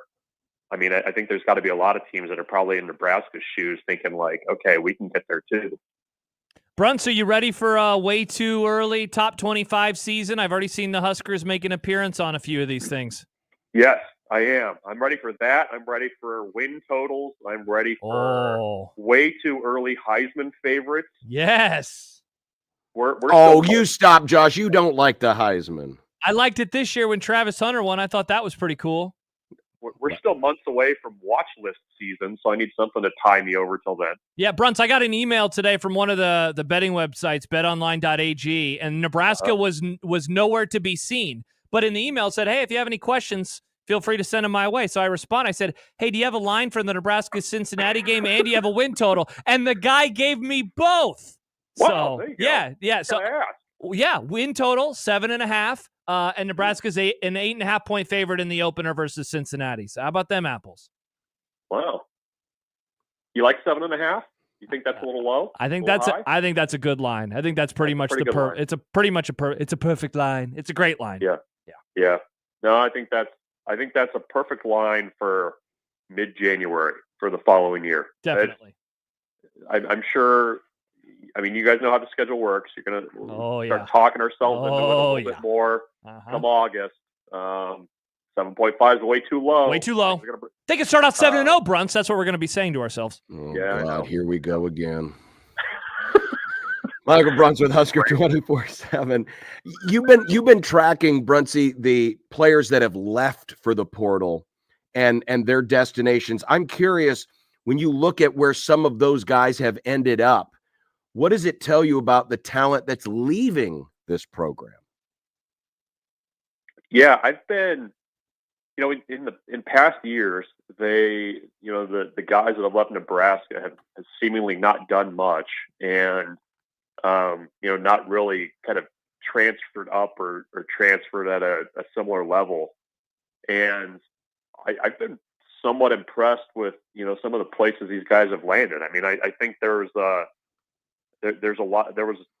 good amount of talent going out the door. And even, the ones that I'm always curious about, and I think this is kind of a test of the portal somewhat, is if a guy doesn't have much game film, where does he end up? I mean, and you're even seeing, guys that didn't even play or hardly played were ending up in group of 5 schools and things like that. So, I think, especially on defense, you had a lot of talent go out the door that, was fairly coveted, and not just by Florida State. So, I think the talent level on Nebraska's roster last year was fairly high, and I think some guys were able to do pretty well for themselves by hitting the portal.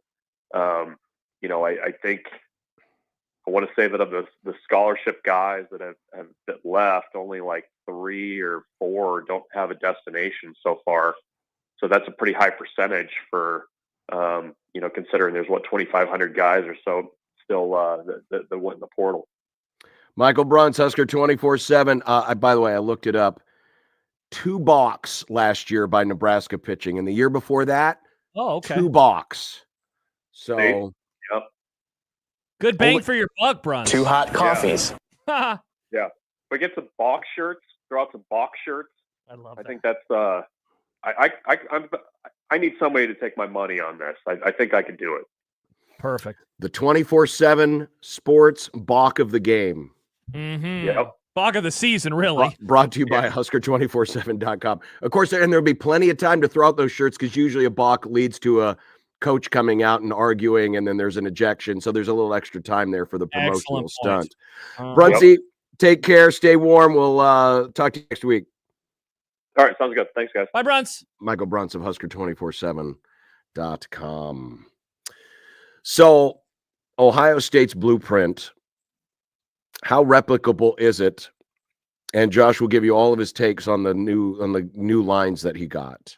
Yeah, look at me, boots on the ground journalism. Boot boy. Yeah, well, just journalism boy is what I would have gone with there, Nick. Boot boy. No, I would have just gone with journalism boy. I'm just reaching out to people, asking questions that they don't want you to ask. Bootstrap boy. No, I'm just asking questions, Nick. I'm just asking questions. Good to see that Josh is following the trek and the advice of Elon, who has told everyone that they are the citizen journalists. Josh Peterson here, citizen journalist. But I'm an actual journalist. I'm on the radio. I mean, I'm not a journalist, but I could be. Kind of do stuff sometimes. I ask questions of people. You could put on your boots and go on the ground. I wear shoes. I don't wear boots. Well, if you're not wearing boots outside today, man, you got to have something to keep your footies warm. I got shoes on. You don't have cold toesies? Oh, they were cold, man. I'm house sitting and I forgot to bring my slippers over to my parents' house. Oh, my feetsies were chilly this morning, Nick. I think I could be a slipper I guy. stood in the shower for 5 extra minutes and then I plugged it up so the water would just sit on my feet. I was cold. They were chilly. Whew. But I'm feeling good now. Well, you know what? It sounds like Josh's parents need windows. They need new windows from your home improvement company, because the cold air is getting in. It's drafting. It's chilly.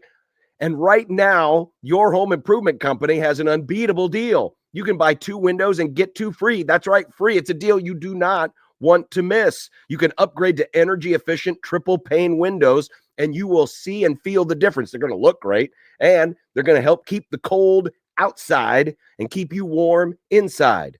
Or maybe you're looking to upgrade your bathroom. You can transform your space up to 30% off a bathroom remodel. Imagine turning your bathroom into a spa-like retreat. Maybe you've been always dying for that walk-in shower.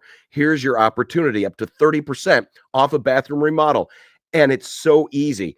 Right now, you can call your home improvement company and find out more with a free in-home consultation. 402-764-1720. Windows, bathrooms, or both. It's a limited time offer. So call now. 402-764-1720.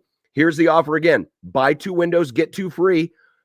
You can also get up to 30% off a bathroom remodel. Your choice, one or both. Call 402-764-1720. That's 402-764-1720. You're going to love the difference with your home improvement company. Or visit YHIC.com and find out more.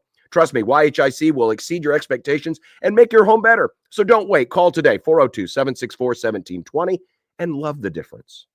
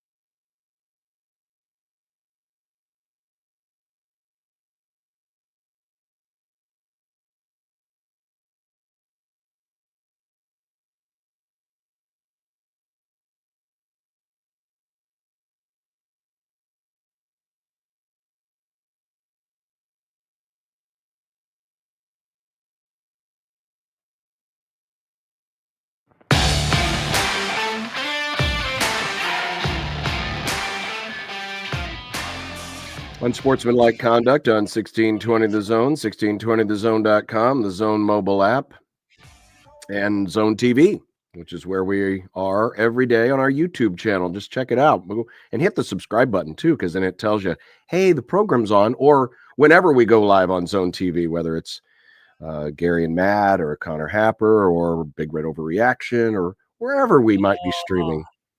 Big Red Overreaction. Folks, it'll be back before you know it. Also, while you're there on our fine YouTube channel, maybe check out one of the many daily videos we post and leave a comment. There you go. We want your takes too. Do we? Yes. Okay. All your takes. All of them. Comment. Comment, please. Well, Josh, you're so excited for Big Red Overreaction. It's 200 and some odd days away. Yeah. After the Nebraska-Cincinnati game, Josh will be hosting here from our studios at 50th and Capitol. Nope. We'll be in Kansas City. You don't know that. Want to bet? I don't have any money. Interesting, Nick, and yet you buy $50 concert T-shirts. I haven't bought a $50 concert T-shirt in months. Yeah, because you buy $66. Why don't you do a dare bet? Why don't you do another shave your facial hair bet? Yeah, that Nick, worked out well for you last time.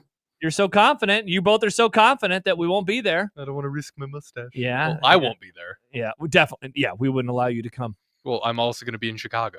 Oh, that's right. Nick is skipping out on work on the opening day. Anyway, John, you were trying to lead us into a topic, it seemed. Well, it just that you've already checked with the bookmakers, and yes, we have. It used to be. This is the sad thing. It used to be something that we could look forward to, several months from now. But now we get our over/under totals today instead of getting because it's nice to have little breadcrumbs that are dropped for us. Oh, here's another topic that'll take up 15 minutes. We'll just break down the damn win totals all day long. Now we have win totals for everybody. It's like there's no anticipation anymore. Josh just wants to get out of the way now, so in the summer we can focus on baseball, the thing that really matters while it's happening. It's unreal. I deliver you great information about Nebraska football, and I am getting critiqued for doing my job as a question asker. I'm not critiquing you at all. I figured think John would appreciate this. Yeah, thank you, J-Man. Topic alert. Exactly. It's a great topic alert for our audience. That girl is topics. They've been wondering, what will the win total be? Well, betonline.ag sent out a email this morning with a win total for a variety of teams. John, on this list was SMU and Iowa and Iowa State. Shocking. They put college teams on this list. I can't believe it. John, Nebraska was not on the list. That's why I had to go do the research. That's why I had to ask the question. Hey, what's going on here? Are you trying to keep a secret from us, Mr. Emailer? The answer was no. He was not trying to keep a secret because I got a response, and I want to give a shout out and a high five to Josh. What a great human being this person is. Thank you for being boots on the ground, boot boy. Thank you, Josh. This is from betonline.ag. So I asked, hey, what is the line for the Cincinnati game? What's the over-under? Because they also have other week one lines like Notre Dame -3 at Miami and Alabama -8.5 at Florida State, which that one is wrong because Florida State's going to the playoff because it's a better job than Nebraska. I digress, John. The spread for the week one game at Arrowhead Stadium, which you and I will attend in person and then do Big Red Overreaction following it, as Baymon says, thank you for your service, Josh. Baymon, thank you for your service of listening to Unsportsmanlike conduct. Would you stop patting yourself on the back and get to the point already? I will after I read this from Travis. Truly remarkable and inspiring journalistic trade craft. I'll be over here if you need me. Travis. Thank you, Travis. 8.5 point is what Nebraska is favored by. 1/2 point. 1/2 point against the Cincinnati Bearcats. Some would say 8.5 points, Nick. They are favored in this neutral site game. Their win total, though, as Brunson, I, and you talked about in our previous segment, is 7.5, which probably the number that it just needs to be because everybody always has an opinion on if they will go 7-5 or 8-4. I have an opinion. I have an opinion coming tomorrow to the Connor Happer Show. So -8.5 is the line, and the win total is 7.5. What you doing there, John? John still uses his fingers to count.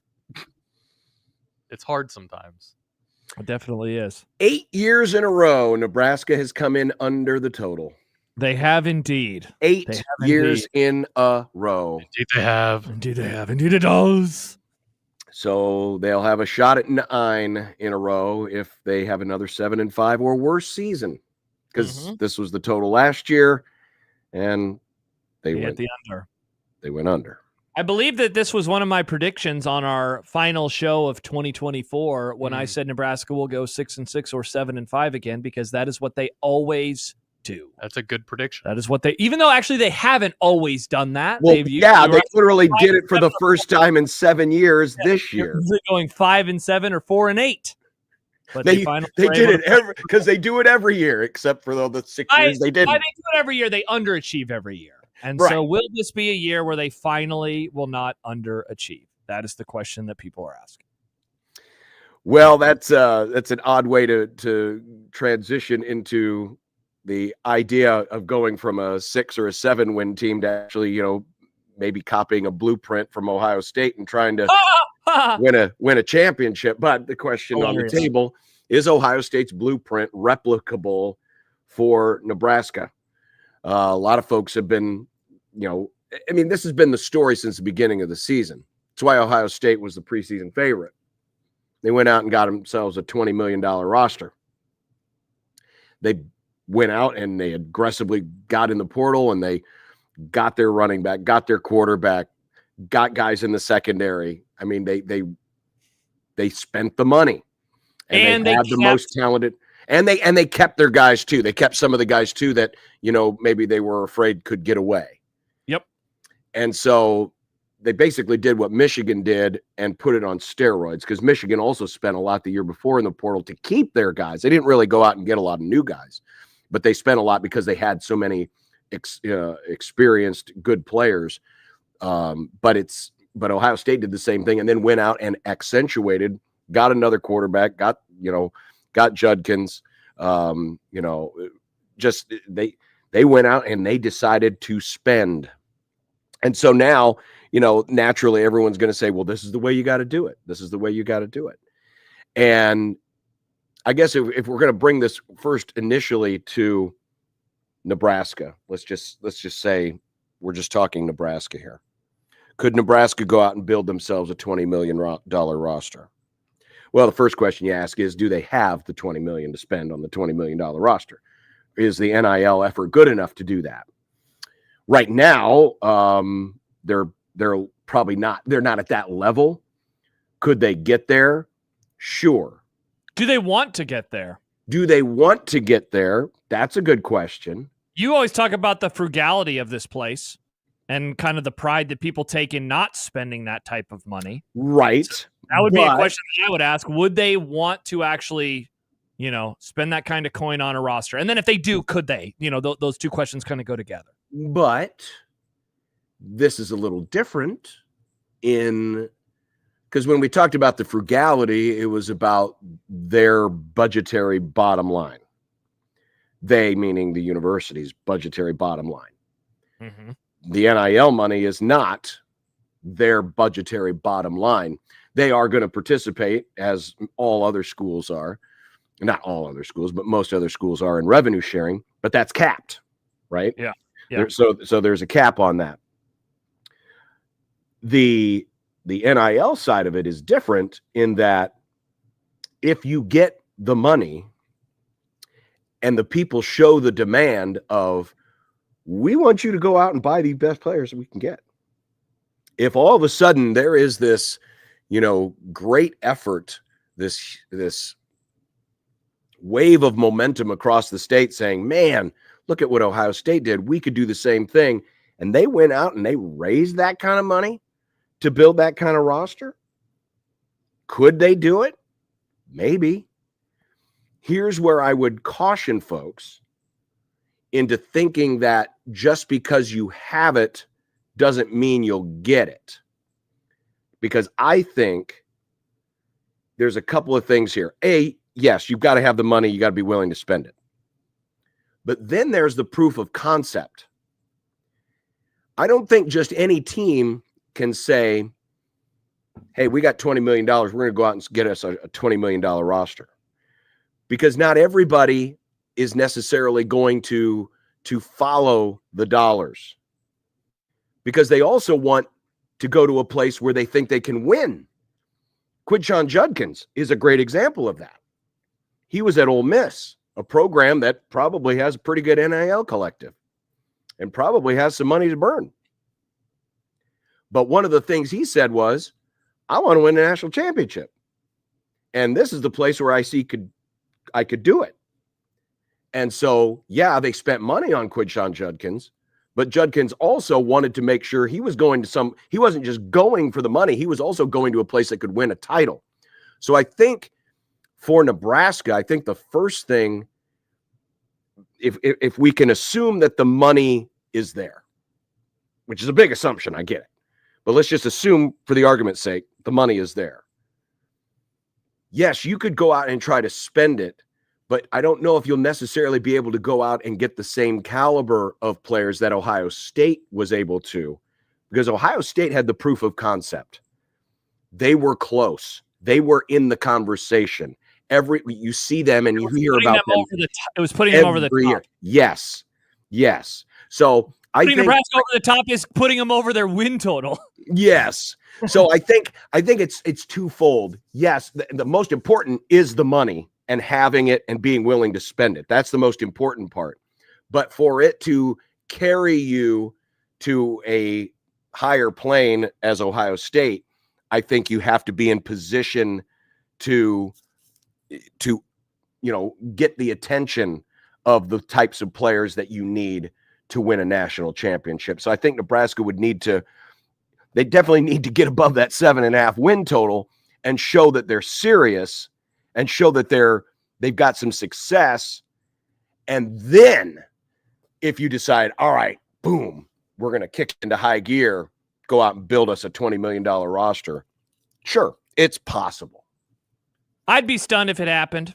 Kyle says frugality runs deep in Nebraska. The people, aka the donors of Nebraska, are also frugal, not just the school. And that's what I was alluding to with my previous comment with what you said, with what you have said over the years about people in this state.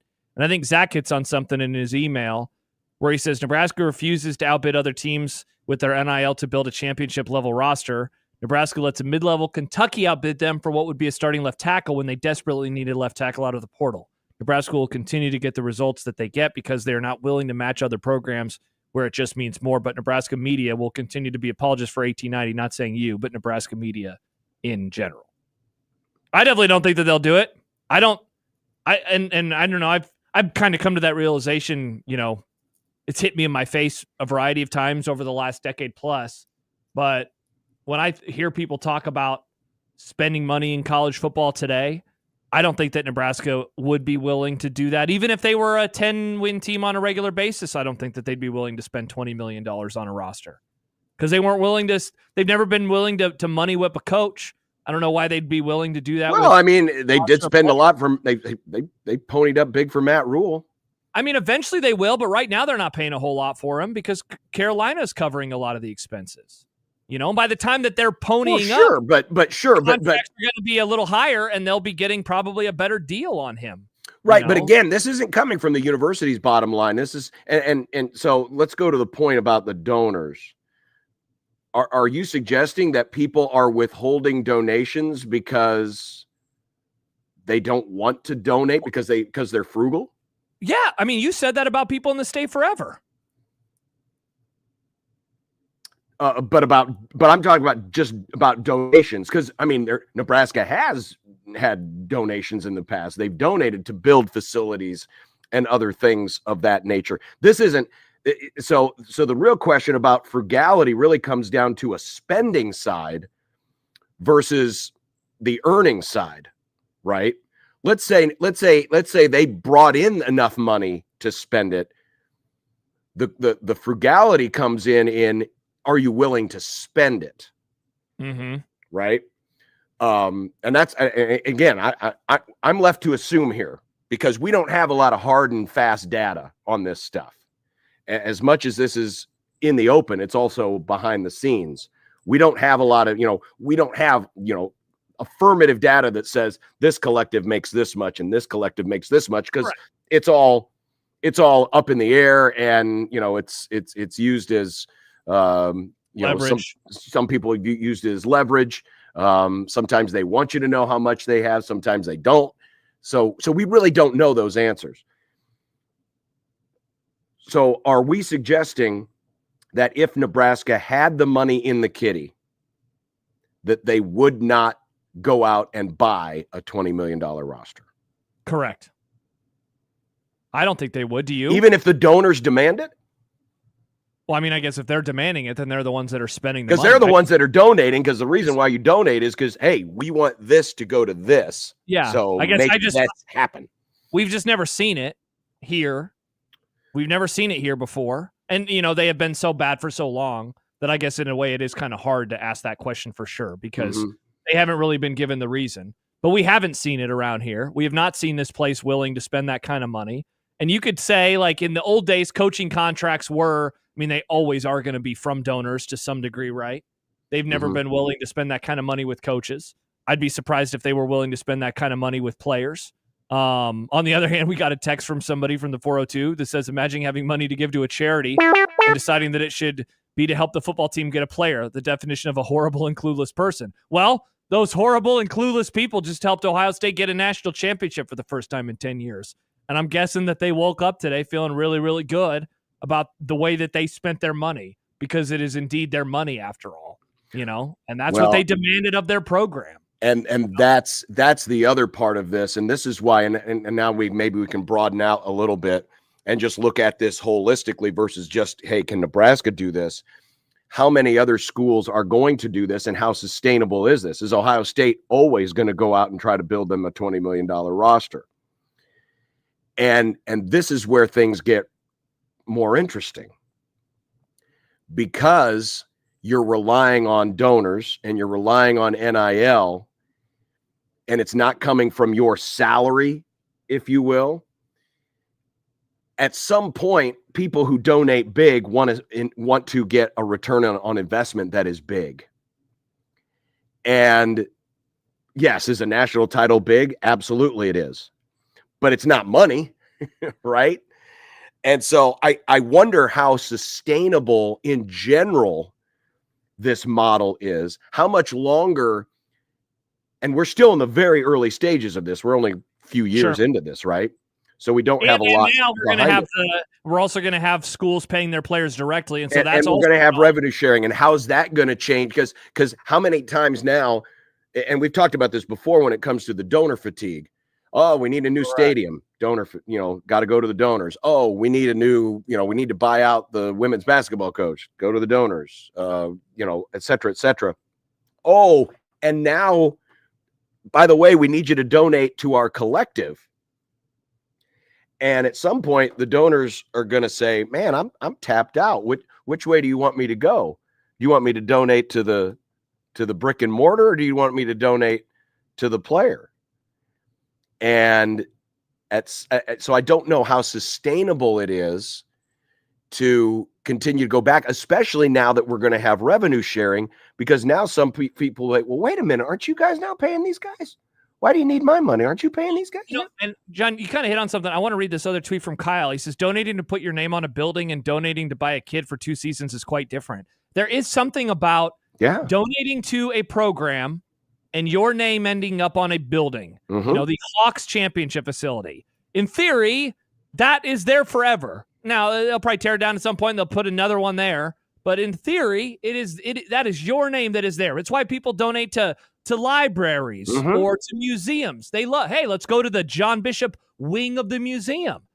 That is it's like buying a great meal over, I'm trying to think of something, like what is the comparable thing that you could buy for your home that you're like, look, I can look at this thing. I have a fire pit. I can use the fire pit on a daily basis during the fall. It's great. It's there for me always. A great meal, as great as it is, eventually it's going to turn into poop. Eventually it will disappear, and you're just going to have the memories and the flavors and like, oh, that was a great time. But the food itself is going to be in and out of your body within a few days. I going back to the frugality component, I don't think that is ever going to go away around here. But there is also why would I want to do that though? When they're going to be in and out within a couple of years, they're not going to be here forever. All I'm going to have are memories. But for some, it's why did people spend $5,000 to go to the game last night? Because they wanted a memory. They wanted, poor Notre Dame fans spent $5,000 and watched their team lose. Ohio State fans, though, they say this morning that's the best $5,000 I've ever spent. Just like other Ohio State fans are saying collectively, that's the best $20 million that we ever spent. But not everybody thinks that way. Not everybody thinks about spending money in the fleeting, that was the greatest meal that I've ever had. Others would say, you spent $150 on a steak dinner? Dude, you could go to Outback and get, one just as good for $30. Yeah. It might not be true, but that's how people view things. I don't think there's any question that champions of the future will have big money in their rosters. But is this now something where, okay, Ohio State set the bar and then the next team has to raise it in this, and so it's an escalating thing? I don't know if that's going to happen. Because I'm not sure how sustainable it is, how feasible it is, but also because the rapidly changing climate of the sport and of the rules and of the governance, we don't know where things are going to be another year or two down the road. Yeah, let alone 10.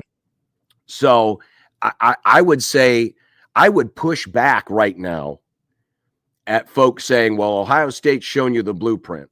I mean, honestly, the blueprint hasn't really changed much. The blueprint's always been go out and get the best players.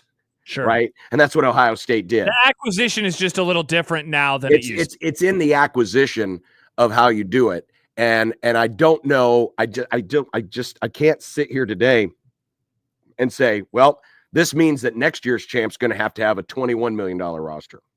And the champ after that's going to have $22 million roster, and so on. I don't know if it's going to work that way or not, just because there's so many other dynamics that are changing.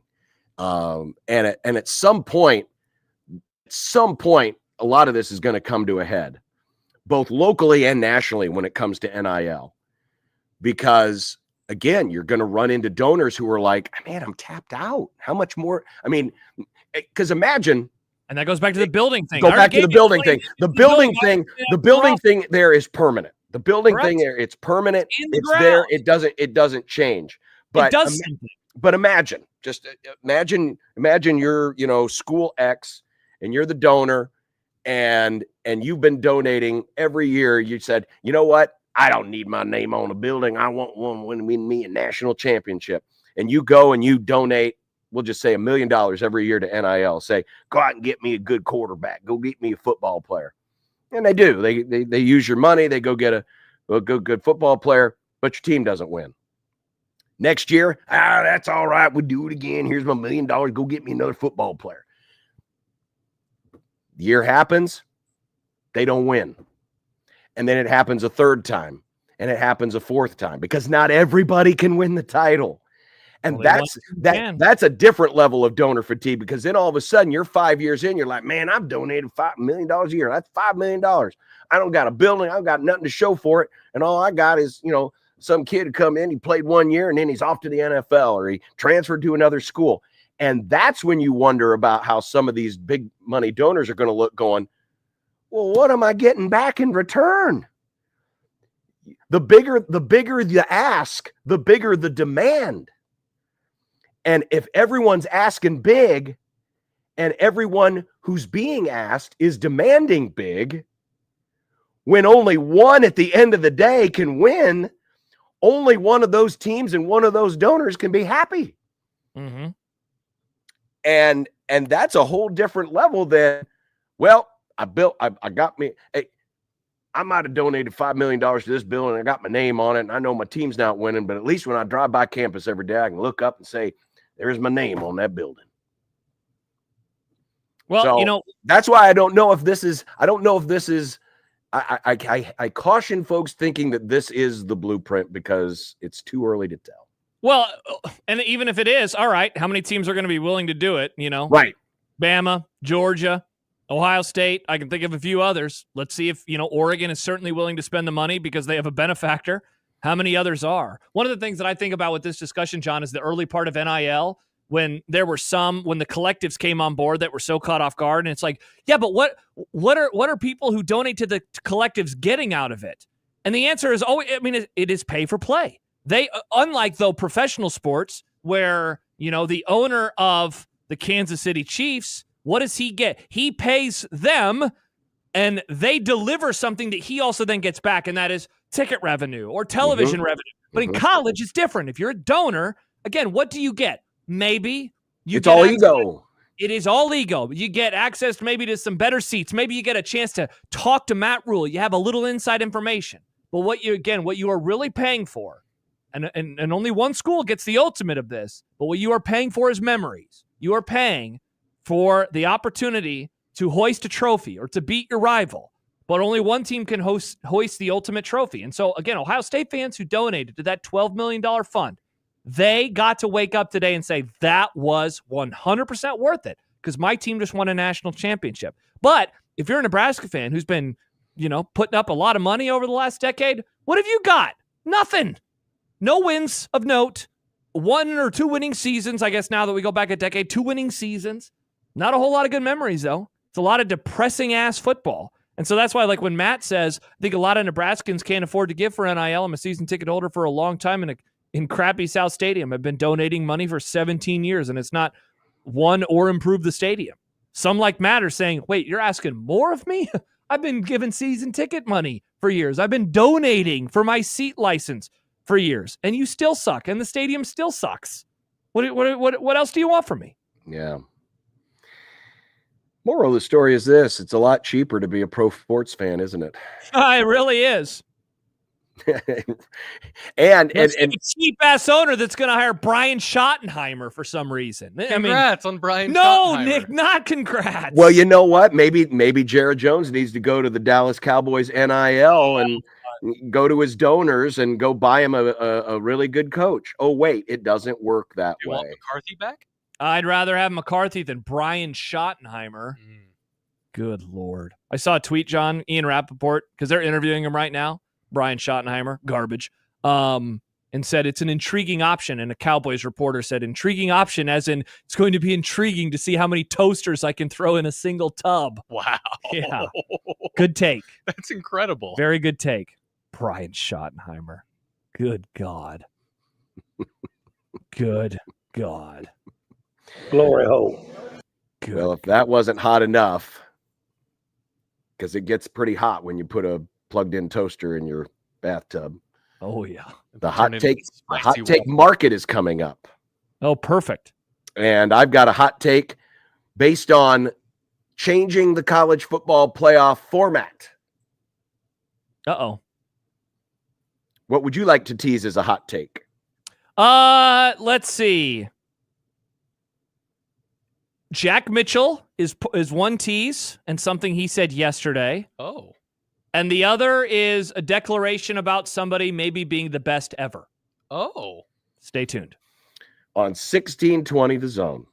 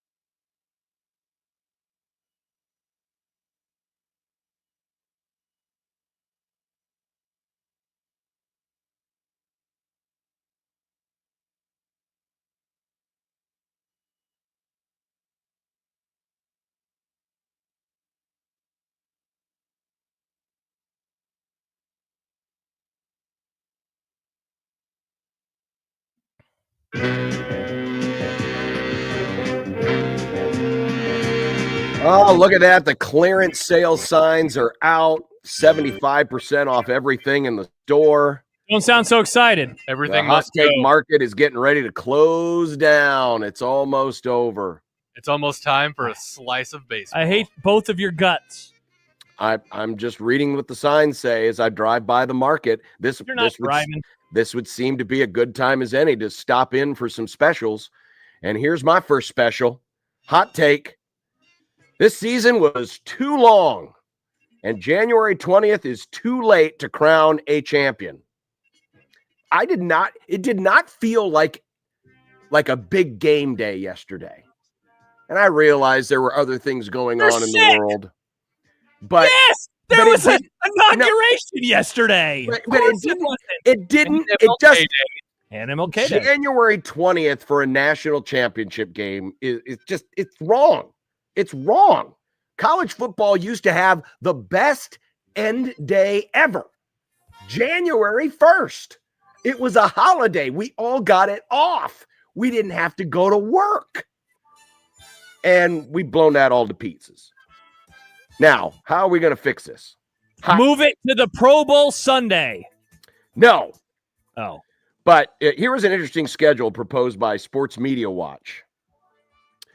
Got to move that first round. Why do we have a week off between the conference championship games and the first round? Because of your precious Army-Navy game.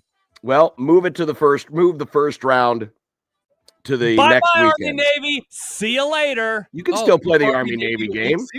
Move Army-Navy to week 0. You can still play the Army-Navy game. There's nothing stopping them from playing it.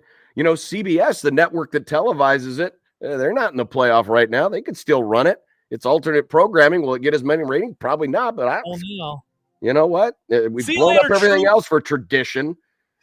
Quarterfinals then would be the following week, which is December 19th and 20th. This is projecting to next year's schedule. And by the way, this is the weekend here, Friday, December 19th, Saturday, December 20th. That's when the NFL begins their Saturday slate of games. By law, by federal law, President T. The NFL is not allowed to work on Saturday or to play on Saturdays until the third weekend of December. Correct. So that's been there for a long, long time. So that's the weekend, the quarterfinals. Then your semifinals would be on January 1st. Why did that change? I don't know. Incredible. And then the championship game would be moved back to that I guess it'd be the second Monday of January. This year they proposed moving it to Friday. Well, and they proposed moving it to Friday. My proposal is this. I counted up the weeks. There are 18 weeks between Labor Day and January 1st. There's 18 weeks. Okay. That should be enough to get in 12 weeks. So now you're down to 6. Yep. Then your conference championship games, which I'd like to get rid of, but they won't. So we got to have those. There's 5. Yep. You can have a bye week. There's 4. Okay. There's your playoff right there. 4 weeks. You could start Labor Day weekend, and you could finish on January 1st. So you say move the schedule not up. You just say cram everything into December. I'm saying just squish it together. I mean, that'd be fine with me. I don't really care. I was very confused by the season is too long takes yesterday. I don't know. I liked it. I like the season ending on January 20th. Of course you do. You want them to play all year round. You're still complaining that it's ending too early. It is ending too early. I just don't understand this. The NFL takes just as long, and we're never like, the season lasted too long. The issue that people have is that it's on Monday. If the season would have ended on a Saturday, I don't think that there'd be as much complaining.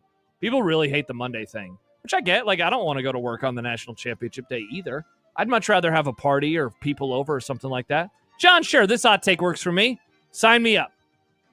End it on January 1st. It can be done. Just do it. And hell, if you want to move up to week 0, it even gives you a little bit more leeway. And they're going to do that anyway. So might as well. Yeah, but Jordan says Friday national championship. You know the NCAA isn't doing that. It was interesting in the story how it pointed out that the Miami Ohio State Fiesta Bowl, which was the lone Friday night title game in the BCS era, was one of like the most watched games of the entire BCS era.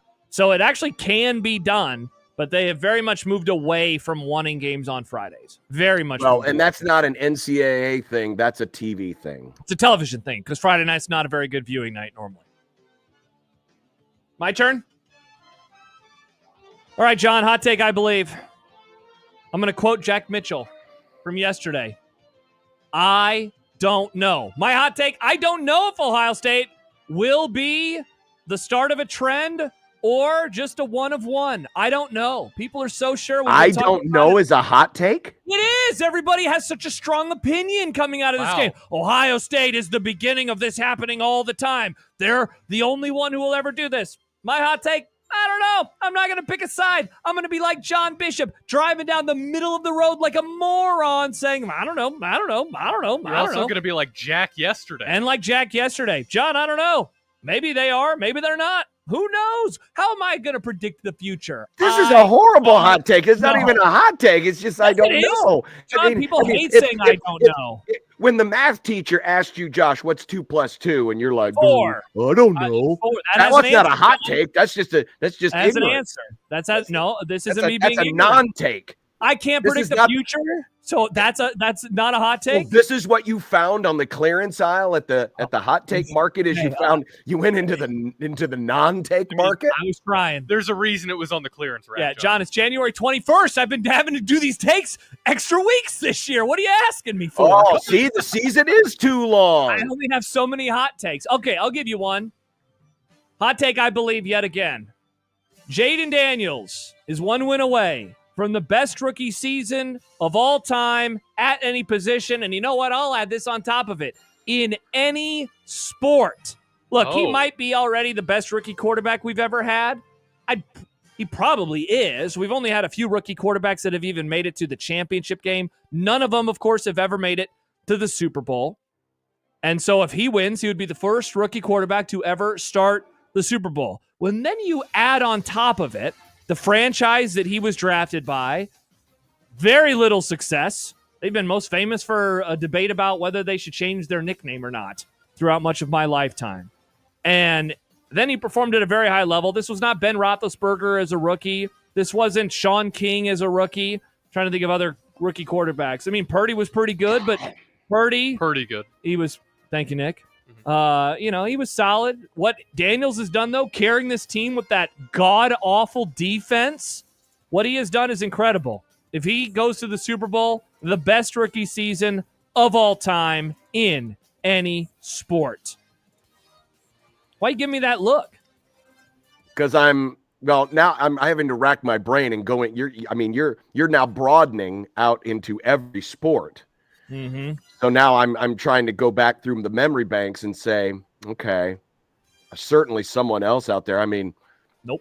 Magic Johnson had a really good rookie season. They won the NBA championship. Damn it, Magic did have a really good rookie year. Crap. You forgot about Magic Johnson. My favorite team, Nick. How could I forget about the 1980 Los Angeles Lakers? Started at center, played forward and guard. Isn't he also your favorite sports person of all time? No, that's Kobe Bryant, who's dead. Wow. Thank you, Nick. Thanks for bringing down the mood, Josh. You're the one who brought up my favorite player of all time. And Joe DiMaggio, he had a really good rookie season, and they started a run of world championships. I thought you were going to talk about what he was doing away from the field. Yeah. Let's see. Yeah, Larry Bird had a really good rookie season. I mean, listen, it's not a terrible take. I mean, certainly would be a great rookie season, greatest rookie season of any quarterback. Yeah, that's a very good chance. Well, on that same subject, hot take I can believe in. The wrong team is favored in the NFC Championship game. Oh, would you stop it? I believe I can be talked into this. I'm not believing it yet, but I can be talked into this. Yeah, you're an idiot. If Philadelphia, if I am not sold that Jalen Hurts is going to be 100% for this. He is mid as hell. We all agree that Jalen Hurts is mid. Forget about what do you think about the quality of him as a 100% player. I'm talking about his health. I'm talking about his health because that little knee tweak. I'm not 100% sold. Plus, I don't know if they're going to be able to pass the ball enough. honestly, the Eagles beat the Rams on 3 freaking plays. I know they did. 3 freaking plays. Thanks That's a lot, it. John. That's Thank it. you, That's John, for bringing hell upon me. All they needed to do is stop 3 freaking plays. That was it. Actually, they could have stopped one of those 3 freaking plays, and the Rams probably would have won the game. So Saquon has been awesome. There's no question about it. That offensive line, when they get going, is tremendous. But that defense is not impregnable. Impregnant? Oh. That Jaden Daniels and Washington right now are playing with a ton of confidence. Remember, they beat Philly at near the end of the regular season. Hurts had a concussion. Here's a question for you: are they better off without Jalen Hurts? Are they better with Pickett? No. You love talking about backup quarterbacks. You're like a Husker fan pining for backup backup talking quarterbacks. about backup quarterbacks. I'm just not sold that Philadelphia is all as great as you want them. You think they are. I don't want They're them to good. be anything. They're good. I'm not Super saying this Bowl. is not sour grapes. This is my worst sports year, folks. This is not sour grapes, but I think Washington can go into Philly and beat the Eagles. Nah, that'd be awesome if they did. And then I would have a new hellscape, and that's Washington being good. But Let it's Washington not going to be happen. good. Eagles are winning the Super Bowl. Let the Commanders do something. They are not winning the Super Bowl. Yeah, Put this on the list. Eagles are not winning the Super Bowl. I'll put it on the list as well because they are Either winning. Washington's beating them or the AFC champ is going to beat them. Nope, they'll win in some stupid ass fashion, and I'll be really Maybe you're playing with your emotions. You're all emo right now. Emo Josh is taking over your brain. Got to be rational, Josh. You got to look at it rationally and go, are they really that good? They're good, not. but are they really that good? They're not, John, but it doesn't matter anymore. Nothing matters. They See, will win the Super Bowl. emo Josh. Well, maybe if Washington does well, people will stop being weird about their new name. No, they still will. What do you mean Also, weird about their name? Are people weird about their name? I think people just don't like it. Well, It's not a good name. It's a bad name. I mean, they keep calling them by the old name. Nick, again, do you know the era in which we are now living? They will never stop calling them by their old name. Never stop calling them by their old name. I don't hear anyone call them by their old name. You should have seen the YouTube chat yesterday. Oof. Yeah. Well, again, so we're judging all of society based on the weirdos that populate our YouTube chat. There are weirdos, John. I know, but you said you never hear it. We said here it is, and now you say, that's not enough for me. Interesting. Yeah, we can find them. No, it's not enough for me. If I go to the Funny Farm and I hear something referenced, I'm not going to say, well, everyone's saying Funny Farm. Is that okay? The Funny Farm. Funny Farm. Wow. What year Yeah, is what's wrong with a Funny Farm? That's It's a funny 2025 place. Again, It's okay. a farm. It's funny. It's a funny farm. 402 texted in Dan Marino is the best rookie ever, but no, it's not Dan Marino. He didn't go. Did he go to the AFC Championship game in his first year? John, did the Dolphins make it in 1983? No, they made it in 84. Yeah, they made the Super Bowl in 84, but that was famously his second year. Bins up. Yeah, well, those are the old days, Nick. You're the old days. Did you know what Dan Marino's middle name is? Adolf. You will never guess this middle When name. that thing is in the news, Nick. What is it? Designated Hitler. Constantine. Wow. What a cool middle name. We should have called him Constantine Marino. Daniel Constantine. Marino. Wow. Shout out to Dan. Dad. Yeah, they went to the Super Bowl in their second year. James says, if we are weirdos, what does that make you guys? Yeah, I don't call our listeners weirdos. I love our listeners. They're very nice people. John didn't call them weirdos. I can say weirdos. Yeah. It's a term of affection. We used to call these people jackals. I don't think it's a term of affection coming out of your mouth. I hear the tone. I hear the way in which you speak. Jesse says Big Ben. No, Big Ben is not the answer. He waited to the AFC Championship game. But that guy, I mean, he was below mid as a rookie. That team was built on defense. People need to let Ben Roethlisberger go. They really do. He said it wasn't even Amazing Daniel who brought up Ben Roethlisberger. It's weird. He's been gone forever. It's fine. He's still alive, Nick. No, but I mean, he's been out of the football. He's been out of the football. Well, but we're reflecting back on other rookie seasons. People are trying to shoot holes in Josh's hot take. Yeah. The one they should be shooting holes in is the one that his hot take was, I don't know. Nope. There was a text. That's the thing. You just get the Tommy gun and go bop, bop, bop, bop, bop, bop, bop. Cats are funny, text in. John getting this angry proves it's a hot take. Cats are funny, though. No, they're not. But thank you, cats are funny. Good take. Orange cats are. Orange cats are funny. No, they're Yeah, they're dumb. Ken has cheese. No. Don't give the cat cheese. Quoted a 20-year-old meme. Yes, and that's why people think cats are funny. All cat memes looks like they're out of the internet in 05. Not a fan. Also, 05 is 20 years ago. Wow, that is upsetting. I said that and I got sad. That is very upsetting, Nick. It made me sad. Yikes. And on that note, we'll take a break and be back after this on 1620 The Zone.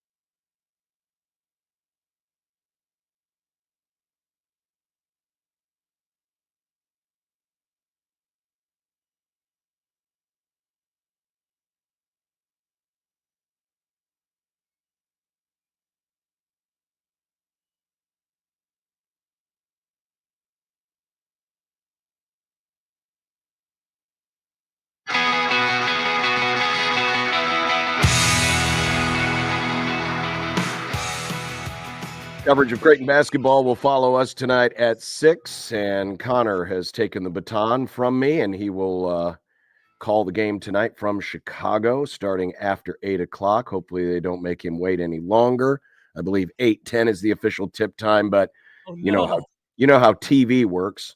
We're going to slide it back another 5 to 10 minutes because less time you can, or that's more time he has to not wear pants. To sit at the arena, that's true. It's probably getting close to being arena time for our friend Happer. Yeah, I bet he has pants on now. By the way, John, we keep getting a text from this 402 texter trying to poke holes in my great argument about Jaden Daniels. Let's see. Wilt Chamberlain averaged 37 points a game his rookie year. Jim Brown won NFL MVP in his rookie year. That's pretty tough to beat, says the unnamed texter from the 402. That is tough to beat. That's why I said if he makes it to the Super Bowl. If he makes it there, that would be the most impressive rookie season. Certainly in football, in my opinion. It's a hot take. That's why it's my hot take. It's my very own hot take. I took it out of the oven, let it cool, And then I read it on. Put it next to the other one that was already stone cold to begin with because it never got hot to start with. It was spicy. The other one, I don't know. So I don't know. When you bought this at the hot take market, was it like when you get a frozen burrito or a cold burrito at a gas station, you put it in the microwave? Yeah, and it was scalding in the inside. Yeah. This is unreal, John. What Josh did to the hot take market is akin to what you did to the hot take market. The Mega Saver down the street at 72nd and Dodge taking over for Fuddruckers. You know, that's what that. It's what you did to the hot take when you didn't even have a hot take.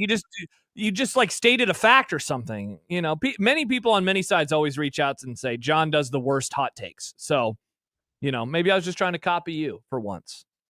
I thought it was a pretty good one though. Yeah, I'm glad to see your imagination is working very, very well. Of course today. it is. I'm reading again, John. There's fewer football games on. I'm reading novels, having a great time. Well, do you know who the referee is for the AFC Championship game? I saw that it is. Well, is he a friend of the Grum? No, we never had him on, but Cleet Blakeman, right? This is Mr. Cleet. Yes, Omaha's own Cleet Blakeman. I only mention this. Players wear on their feet. I only mention this not because he's Omaha's own and former Husker Cleet Blakeman, but he will be on watch this week. Why? Because of what happened last week and in previous playoff games. It hasn't happened in every playoff game, but it feels like it feels. So Chiefs fans, just settle down. Don't get your hate mail out yet. Oh, they're going to be so mad. It feels like there's one of those or maybe two of those calls in every Chiefs game. And certainly we had two roughing the passer calls that were highly suspect in the Texans game last Saturday. Now, this was the game that was going on while I was flying, so I wasn't aware of any of this. I didn't see any of it until I got home. And I actually didn't look at it until the next morning. And I was blown away. I was like, wow, really? They called that? That is the referee who was reffing every single game that the Chiefs hadn't lost. Interesting, Nick. But I'm guessing that the microscope of both those who are deranged Chief fans and those who have Chiefs derangement syndrome, it is now being called in the kingdom, will be watching this game very, very carefully to see if Patrick Mahomes is treated differently than anyone else. Did you see Walt Anderson? Yes, that Walt Anderson. Famous for 1 second. Did you see, because he's the head of officiating in the NFL. He was on NFL Network this week. He said both calls were correct. Yeah, I'm sure he did. Gotta love it when refs tell us the refs were perfect. Exactly. Yeah. And he said, it's like when you go to school and say, no, my son did all the things that you said, teacher, even though you have to deal with him. I know what's best because he is my son. Correct. Yeah, thank you, Walt. Now, here was one area I'm not gonna necessarily criticize. I'm just stating what Walt Anderson said. He said in the rule book, generally speaking, with every rule, when in doubt, officials are encouraged not to throw the flag. If it's in doubt, you go, okay, then it's not a penalty. But there is one rule where it's the opposite, and it's the roughing the passer rule. When in doubt, officials are encouraged to call roughing the passer. And so all it has to do is look. If it has the appearance. Yes. You know it when you see it. Right. It just it feels like this happens a little bit more to number 15 in red than it does to a lot of other players. And there are a couple places in the biggest like Lamar, and it was like, it's interesting. Why didn't Lamar get that call? That seems like a call Patrick Mahomes would have gotten. Yes, exactly. So my hope and prayer this week, as we say our prayers before bedtime, is that Cleet Blakeman is not trending on Sunday night.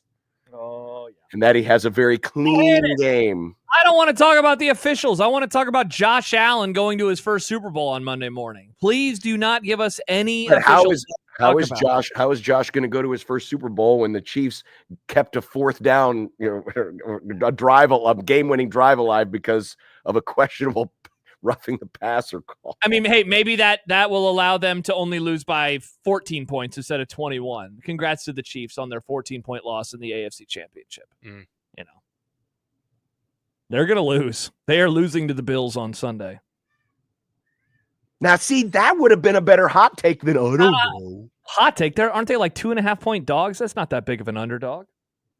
They're the better team. They beat them earlier this year. Yeah, but you just said by 14 or 21 points. I guess that would be a hot take. That would be a hot take. Yeah. I said that. Well, I could see it happening.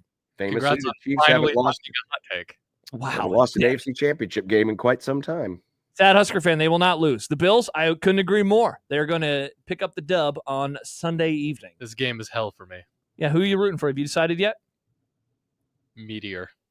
Well, Meteor.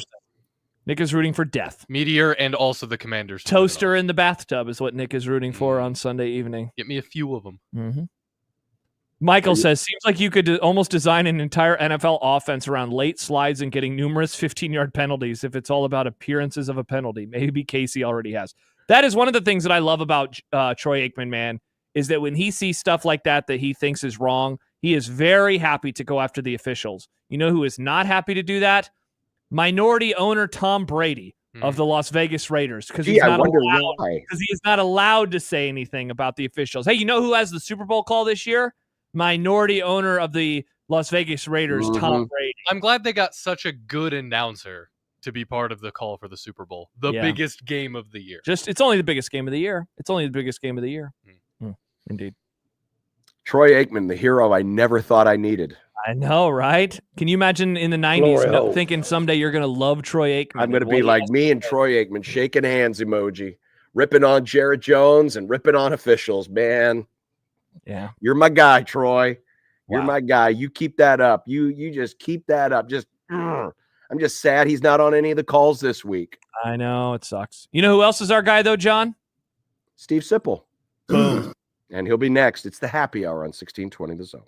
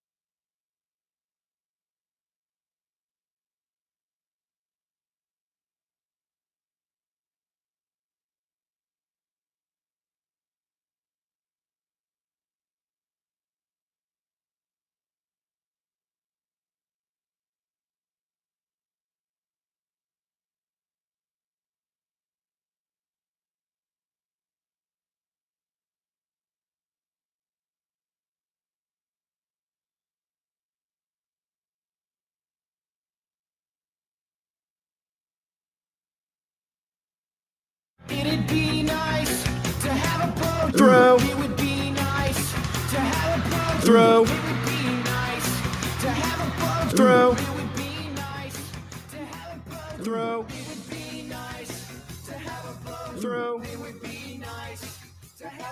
Throw. Throw.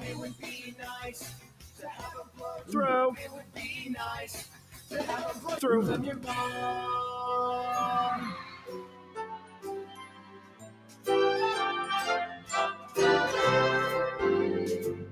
Sipple the snowflake is one old triggered soul with reading glasses sitting on his nose and takes that really blow.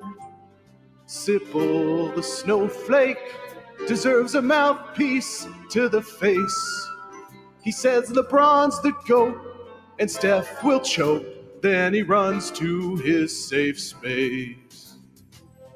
Hey, we gotta be careful here, he tells us when we speak. But when 10 games air in a day, he thinks that's too many. Oh! Sipple the snowflake says words like mature. He's a blogger now and an honor too, and also really old.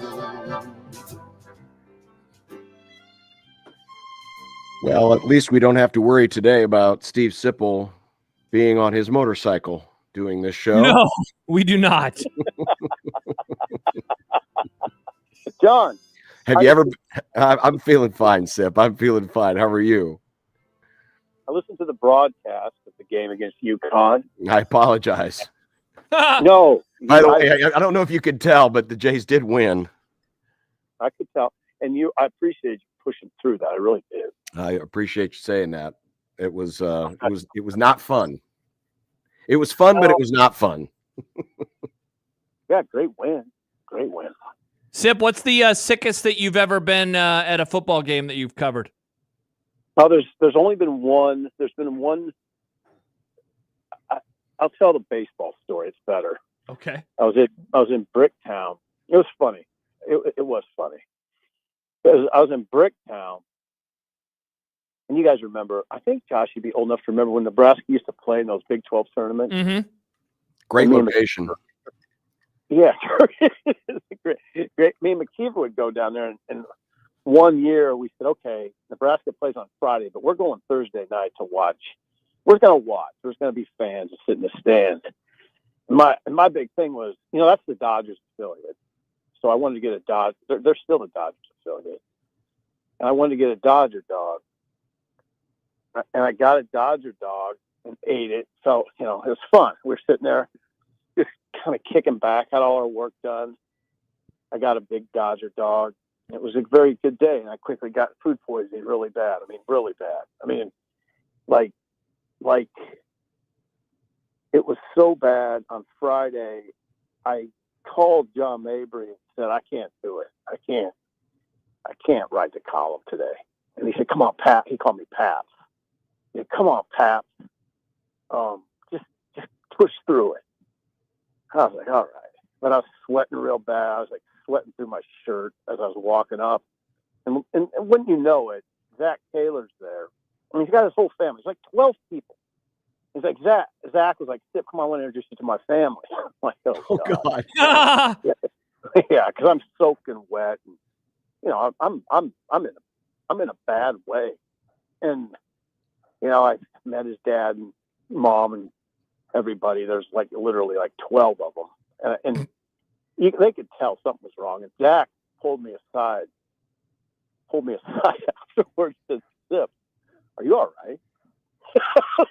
No, I'm not all right. I'm not even close to all right.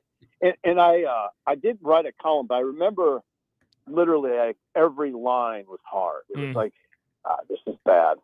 But yeah, that's as bad as that. One time in Missouri, when Chase Daniel was there, I had similar sort of circumstances. I just had to get through it. Awesome. The Dodger dog. I forgot about the Dodger dog story. Oh, yeah, it's not fun. What a guy. What a great person, Zach Taylor. Yeah, are you all right? Are you all right? Yeah. No, I'm not. I'm in hell. So as you were watching last night and then, watching the playoff play out, did it tell you anything about where Nebraska needs to go to have a chance of being a part of it, the playoff? I think it told a lot of people a lot of things. I mean, first of all, it's going to be really hard for anybody to do it if they have to go through what Ohio State did, which is Tennessee, Oregon, Texas, and Notre Dame. I mean, really? This is what you got to do. That's a remarkable run for anybody, let alone a team like Nebraska that has had trouble winning 4 in a row against anybody. So I'd start with that. Also, I'd say you better be strong, really strong and deep up front, at least strong. You could probably get away with just okay depth, but you better be really good up front. And thirdly, in just watching the college playoffs and the NFL playoffs, the quarterback be able to get out of trouble with his feet and pick up meaningful yards at times, move the sticks with his feet. And that's maybe the most important thing I saw. And I imagine that's something that Nebraska coaches will discuss with Dylan. Hey, Sip, how much more difficult is it going to be to do the things that you need to with your roster when there are the limitations on the size of the roster? Or do you think that is that going to have as big of an impact on how talented a football team is, given that we're still mainly going to just talk about bottom of roster guys that are going to be most affected in the 145 to 105 that Nebraska is about to undergo? I haven't contemplated it that way because I don't have to, but I don't. But my reaction from what I've heard is no. I don't think it'll impact it. I think I think you're going to have a lot of good players that don't play. That's the thing. If I were a coach, I'd worry about more than not having enough good players. I think you're going to have a lot of good players in the 105 that don't play. So that's my answer. I don't think there'll be any problems putting together a 105 with a lot of talent. Did Nebraska run out of NIL budget before they could pick up Shiaz Pete? That's a good question. That's a really good question. I don't think they would ever run out. Now you get into sort of semantics. Right. And I guess when I say run out, I mean, I'm not saying, okay, they're at the very end of their NIL money, but I'm saying, maybe everybody sets a budget of, okay, here's how much we want to spend this year and here's how much we want to spend next year. Yeah. Did they exceed that or did they just run out? The Pete family didn't go belly up. I think that's a good way to put it. I think they spent most of their allotment. Now, if Shiaz Pete, here's the best way to answer it. If Shiaz Pete said, I really want to come there and I need $1.5 million, which is what he would command, probably did command, if not more than that. Last I heard was 1.4. If I'm talking about it on the radio, I feel very good about it. Nebraska would have come up with it. They might have had to be creative, a little creative, but they would have done it. Hey, what could have done? What does that creativity look like? Like, obviously, you have a pretty good pulse on how it's done. How are these conversations had between player, agent, Nebraska, NIL, Matt Rule, like the powers that be? Like, how many people are involved in those discussions, and how many rungs up ladders are these things going? Well, it's a tough question right now because right now the rev share model's kicked in. There's players making money off the rev share now. So it's sort of a tricky conversation. As far as creativity, there's a lot of different ways you can do it. It just could be, some well-to-do person that you have to reach out to and say, look, this is the spot we're in. That could happen that way. I don't think you have to be particularly creative, but I think it's probably simple as that. I don't know that I want to be clear on something. It's not as simple as going to the Pede family and saying, "Hey, we've spent our allotment. We need you now." And now, it's not that. I mean, it's not that simple. I know that, but it could be as simple as well-to-do person connected to the program or not connected to the program, just a donor that can make that happen. That could happen. That does happen.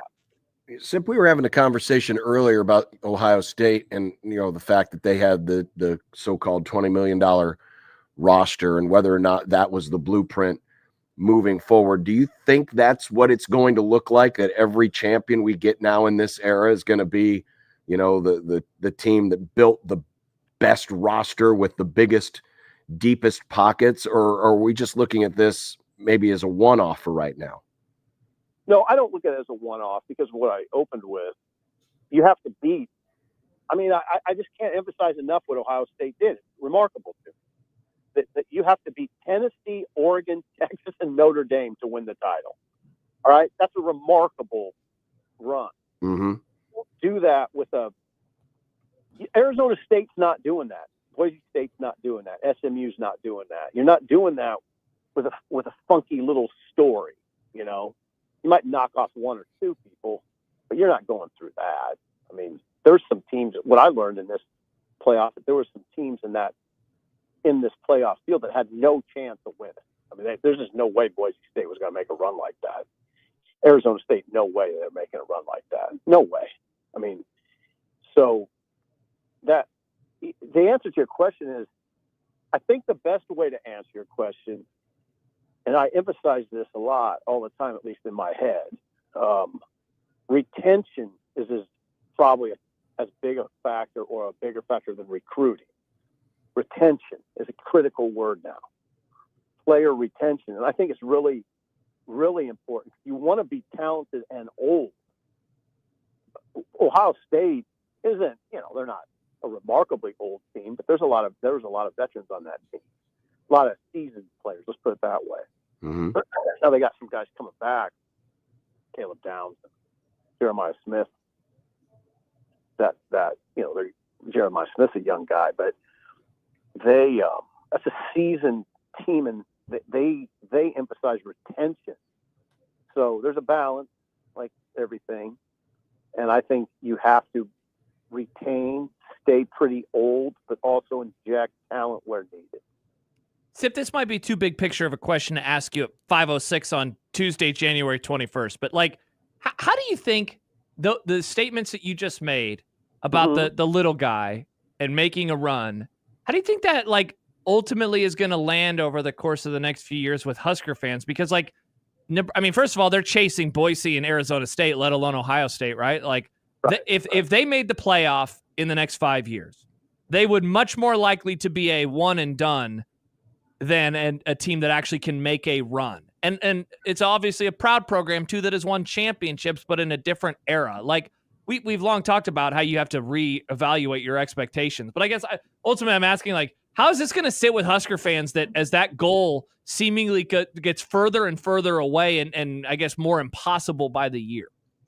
I don't look at Nebraska and Boise State the same. Arizona State a little bit the same.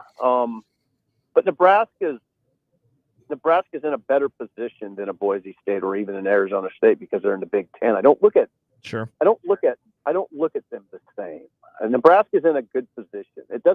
Nebraska doesn't have to be an annual underdog. They don't have to. They have been.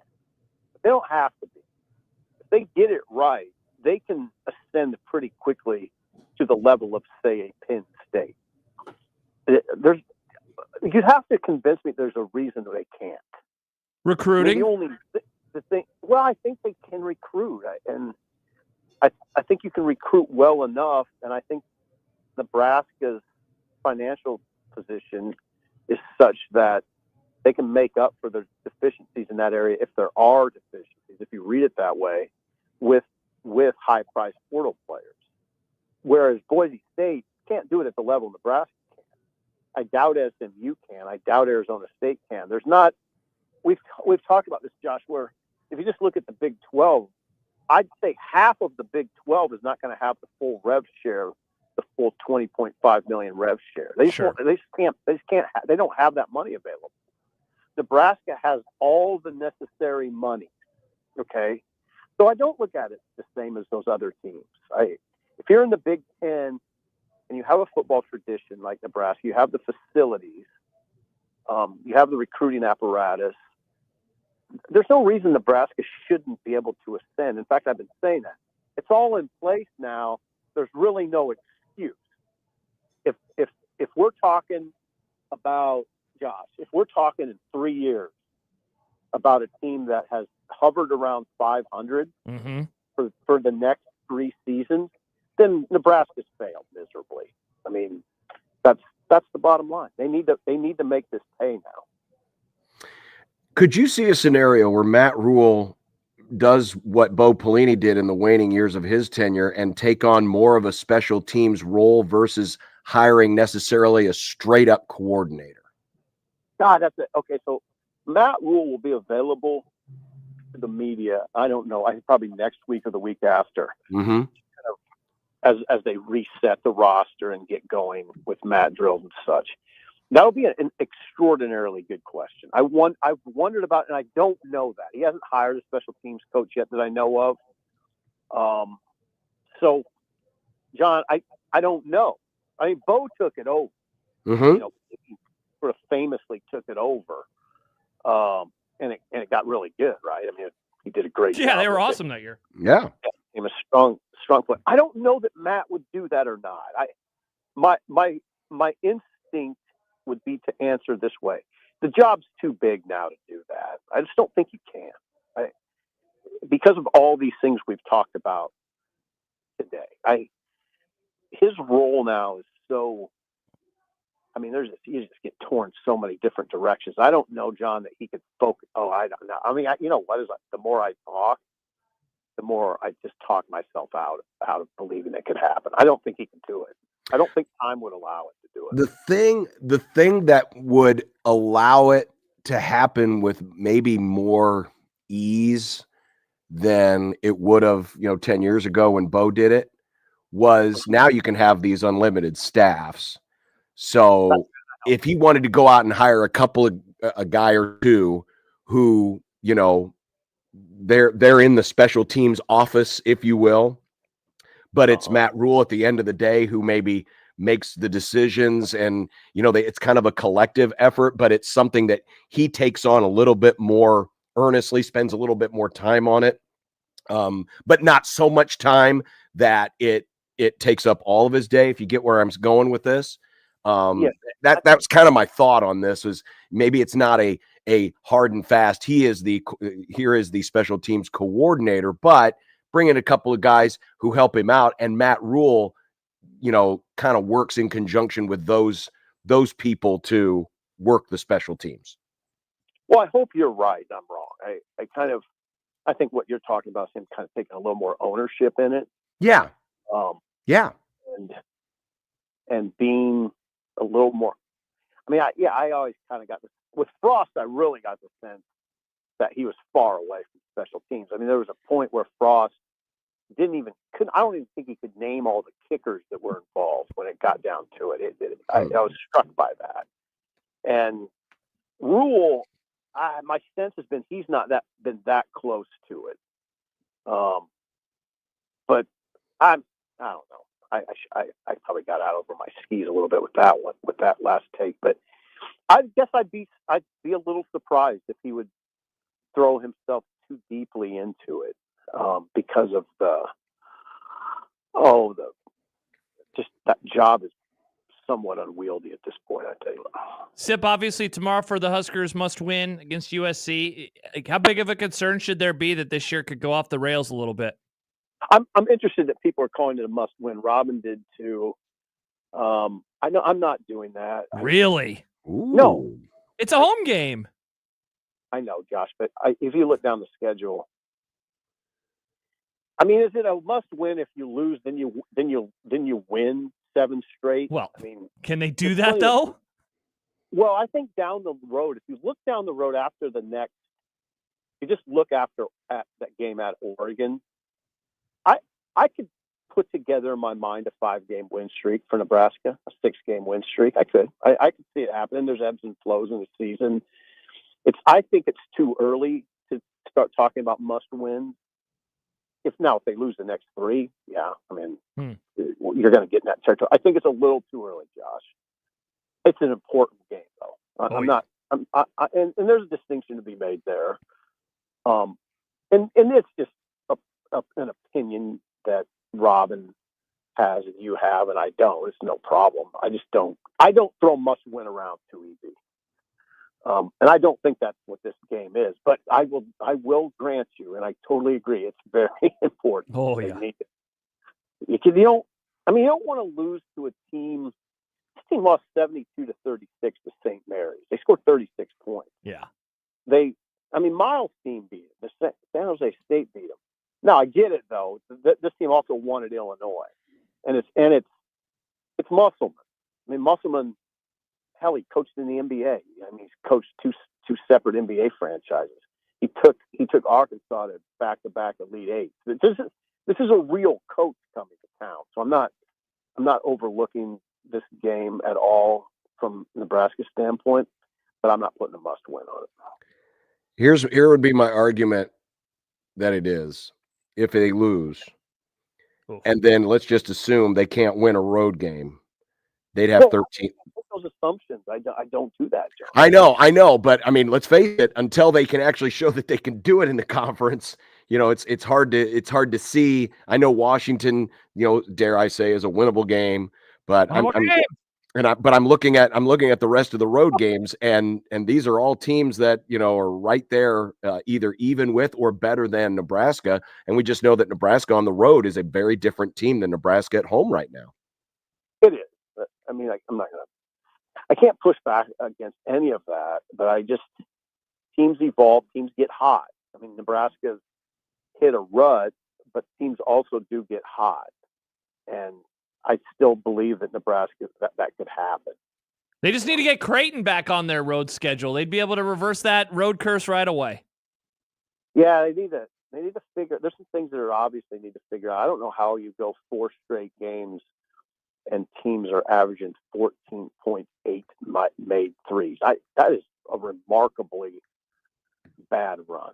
I don't know, and I'm not smart enough to identify exactly what the issues are, but I know, how do you beat teams that are making 15 threes a game? It's going to be really hard to do that. They have to figure something out there. A lot of people talk about the turnovers. Turnovers weren't a big issue against Maryland. I don't know. I can't figure it out. I thought this team was I thought up 15 at Iowa. Here we go. I mean, this is going to get really interesting in a good way, and then it's gotten really interesting in a bad way. Yeah, that collapse, I think, had residual impact. It seems like. Definitely. I would welcome that rematch. Go ahead and bring them in. Oh, would you? Yep, absolutely, absolutely. The way Creighton's playing right now, absolutely. Are they playing well? I mean, I did listen to the game and I watched the end of it. I was driving. I was listening, captivated. I got to the house and I rushed in and saw the end. Were you captivated more by the game or wondering if John was going to actually lose his voice, like go turn into a mute person? I listened to a lot, and John, early in the game, you were fine. Then it got. I was, and it did. Yeah, when it started snowballing, it rolled pretty bad. I haven't said this on the air, so I'll say this right now, John. There was a part of me, because I hadn't listened to the whole game, that I thought somebody in your family had died, and there was like almost this emotion. And it was probably just the game and losing your voice. I was like, I'm worried that somebody in John's family is dead. But I'm happy that it was just that you were sick.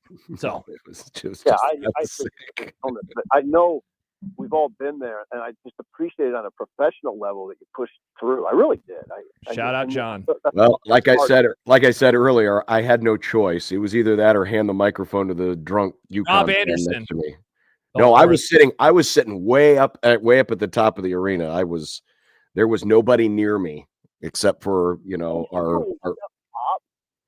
What's that? How do you see so well down that far? He wears glasses now.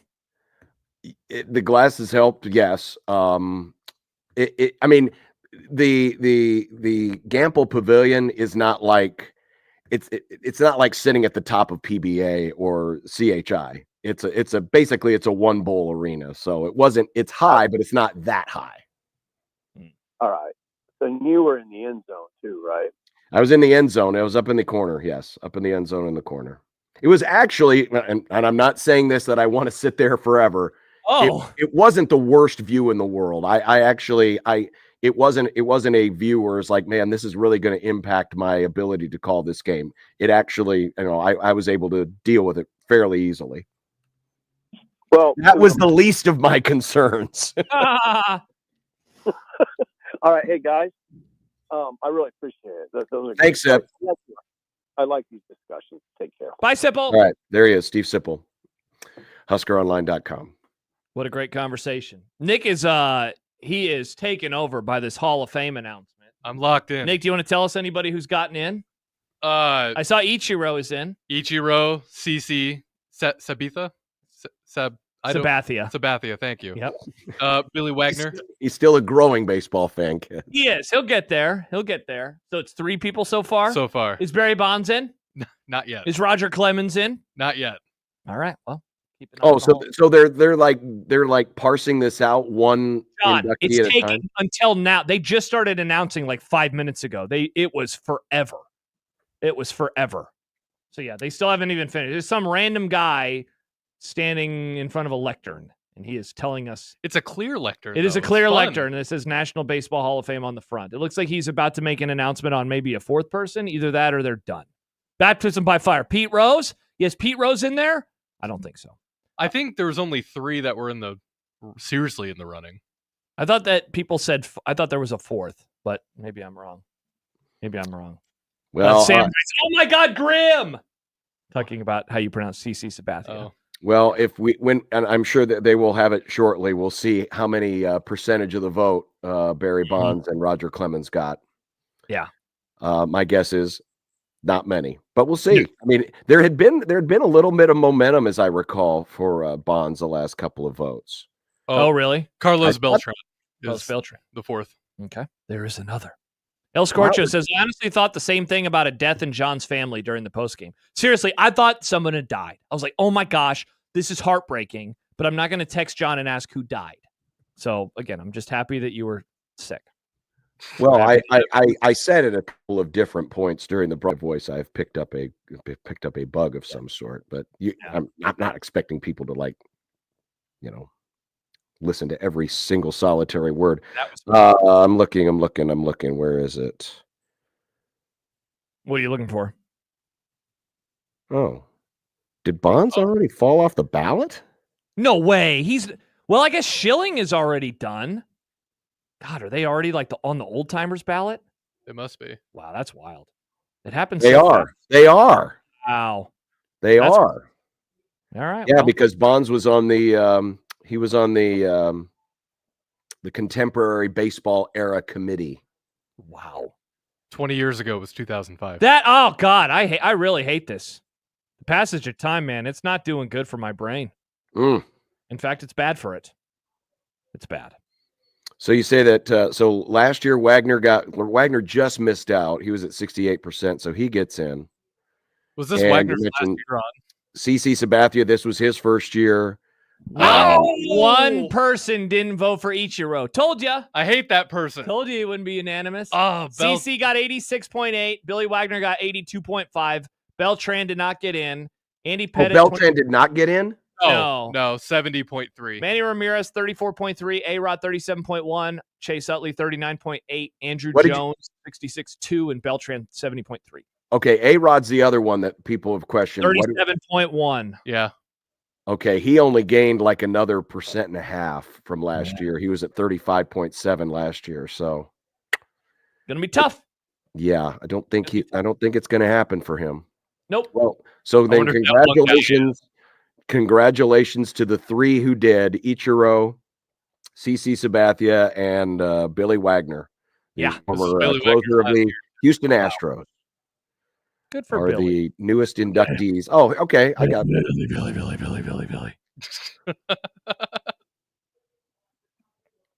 All right. We'll be back. There you go. We got more. Take a break. Come back. We got content. We got What's for Dinner on 1620 The Zone.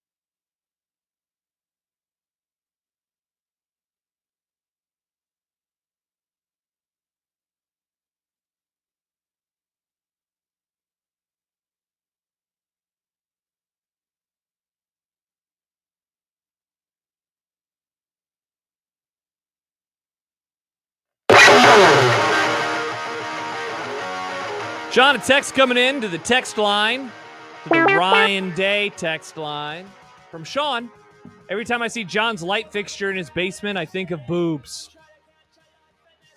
It is a little boobly. Kind of water balloony, too. Like you fill up the water balloons for a water balloon fight. It's like bags of sand. Oh, nice reference. Nick. John's probably responding, but he's muted right now, so we can't hear him. Either that or he just doesn't want to talk. I don't feel like talking. Yeah. So Billy Wagner not only got in, he got in on his last year on the ballot. This was his 10th year. Was he really that good? I don't even remember this guy. They were showing earlier, I think he had a career 2.19 ERA. But he was a closer. Yeah, he was a closer. That's 2 runs every 9 innings of closing. Well, seems kind of bad. People their last year on the ballot usually get a bit of a bump, don't they? Some of them do. Unless you're had 422 saves, 7-time All-Star. Okay. I honestly do not remember this man. Yeah, he pitched if mainly a One World Series. Yeah, no, you would have. I'd remember him. Mainly for the Astros, but kind of finished up his career with a handful of other teams. Yeah. But yeah, it's he was a really good closer. That's the thing, this isn't a great analogy, so my apologies, but it's voting relief pitchers into the Hall of Fame is kind of like voting kickers into the Pro Football Hall of Fame. Oh, wow. In that it's such a specialized skill set, especially if you, now I realize nowadays people, they can start and they pitch relief, but like, especially like closers, they're so specialized because it's, especially in his era where they were one inning at a time guys, they'd come in, get 3 strikeouts, end the game. Sometimes it's those specialized skills. Like we all know what a great hitter looks like. Sure. And all great hitters get into the Hall of Fame. And we don't look at closers necessarily the same way. Not all great closers get into the Hall of Fame. And I think that's probably some of the hesitation that voters have with pitchers like this. And so probably one of the reasons why it took a little bit longer for him to get it. I mean, certainly he was a great closer, not at the same level as Mariano Rivera, but also guess what Mariano Rivera had? World Series. Exactly. Postseason appearances. Billy Wagner didn't have as many World Series and postseason appearances. In fact, I don't think he even played in a World Series, if I'm remembering correctly. He had a chance not just to close a ton, John, because his team was always winning, but he also had a chance to do it in the most important games, in the playoffs. And that's, if Mariano Rivera is just like a great closer for a team that wins, 80 to 90 regular season games a year and, has a bad offense in the postseason and he never really gets a chance, he's not who he is. But he was that guy. And, I mean, the fact that he had, so many innings in the postseason without giving up a run, and not to, go back to, again, the 2001 World Series. But what made that so, crazy was that somebody finally got him, that the Diamondbacks were able to get him and, have that great comeback. Same with the Red Sox a few years later in 2004. It was just so surprising because that stuff didn't happen. And, I mean, I'm looking at Rivera right now. 5 World Series. He was a 13-time All-Star. He was the World Series MVP in 1999. I mean, that is how good he was in the postseason. That is absolutely ridiculous. Trying to look up here. Excuse me. But his ERA, by the way, as you're looking for the guy who just got in, 0.7 in the playoffs. 0.7 for Mariano Rivera. That is the type of guy. And he pitched in 96 games. Ridiculous stuff. Absolutely ridiculous. He had 42 saves in 141 innings pitched. Also, on the Rockies end, Troy Tulowitzki got 4 votes, and Carlos Gonzalez got 2 votes. There you go. Congrats on the votes. So, go Rockies. Congrats to the 3 that made it in. I don't know. My computer's acting all weird right now, so I apologize. I'm trying to click over to something. But you were talking earlier, before we get to content, when we were discussing the Can Everyone Fit the Ohio State Blueprint, the $20 million roster, about Nebraska's frugality. Well, here's something that indicates that Nebraska is no longer frugal. What's that? The latest financial documents from the last fiscal year came out for Nebraska athletics, and they set records for both revenue and spending. They made $220 million. They spent $213, a surplus of $6.7 million, which is 52% smaller than the surplus from the previous fiscal year when they pulled in about $14 million profit. They spent $191 million on $205 million in revenues. So Nebraska both made more and spent more last fiscal year. Yeah, but do we think that they only spent more for the appearance of not making very much money, because that's what colleges have to do? They have to. They still made a profit. I mean, they still ended up profiting. They still did that. Football budget spent $11 million more than it did the previous fiscal year, so it was up to $84 million. This would have been the fiscal year that was 23-24, right? Matt Rule's first full season. Yeah. First full season at the helm. We'll get to one of the other interesting things coming up in content. Looking at the, let's see, where was it? I'm looking here. Hang on. Oh, here it is. Football accounted for $128 million of the revenues. So, that's 128 of the $220 million in revenues. They had a surplus of $44 million measured against expenses. 72% of the school's ticket revenue came in from football. 83% or 84% of Nebraska's media rights came in because of football. And 66% of its concession sales were because of football. Wow. Those are the latest numbers. It was a story published earlier today by HuskerExtra.com, Omaha.com, the annual fiscal report. Now we got to wait for the annual ticket scan story from one Sam McEwen. You're still waiting. How many people were attending the games? We're still waiting. Don't we? We still got to get last season's yet, don't we? Yeah, that's what we're waiting for. No, I mean 23. Oh, no, I think that came out at some point in time. Oh. Yeah. All right, coming up next, it is time for content. And coming up in content, Raj's logical step. Oh. Supervillains. And the NBA question of the day. Nick, get ready. Get ready. We didn't do an NBA topic yet. But like basketball. Yeah. It's baseball time. It's time for more hoops. It's not baseball time yet. We have basketball tonight. In fact, our coverage is coming up next here on 1620 The Zone.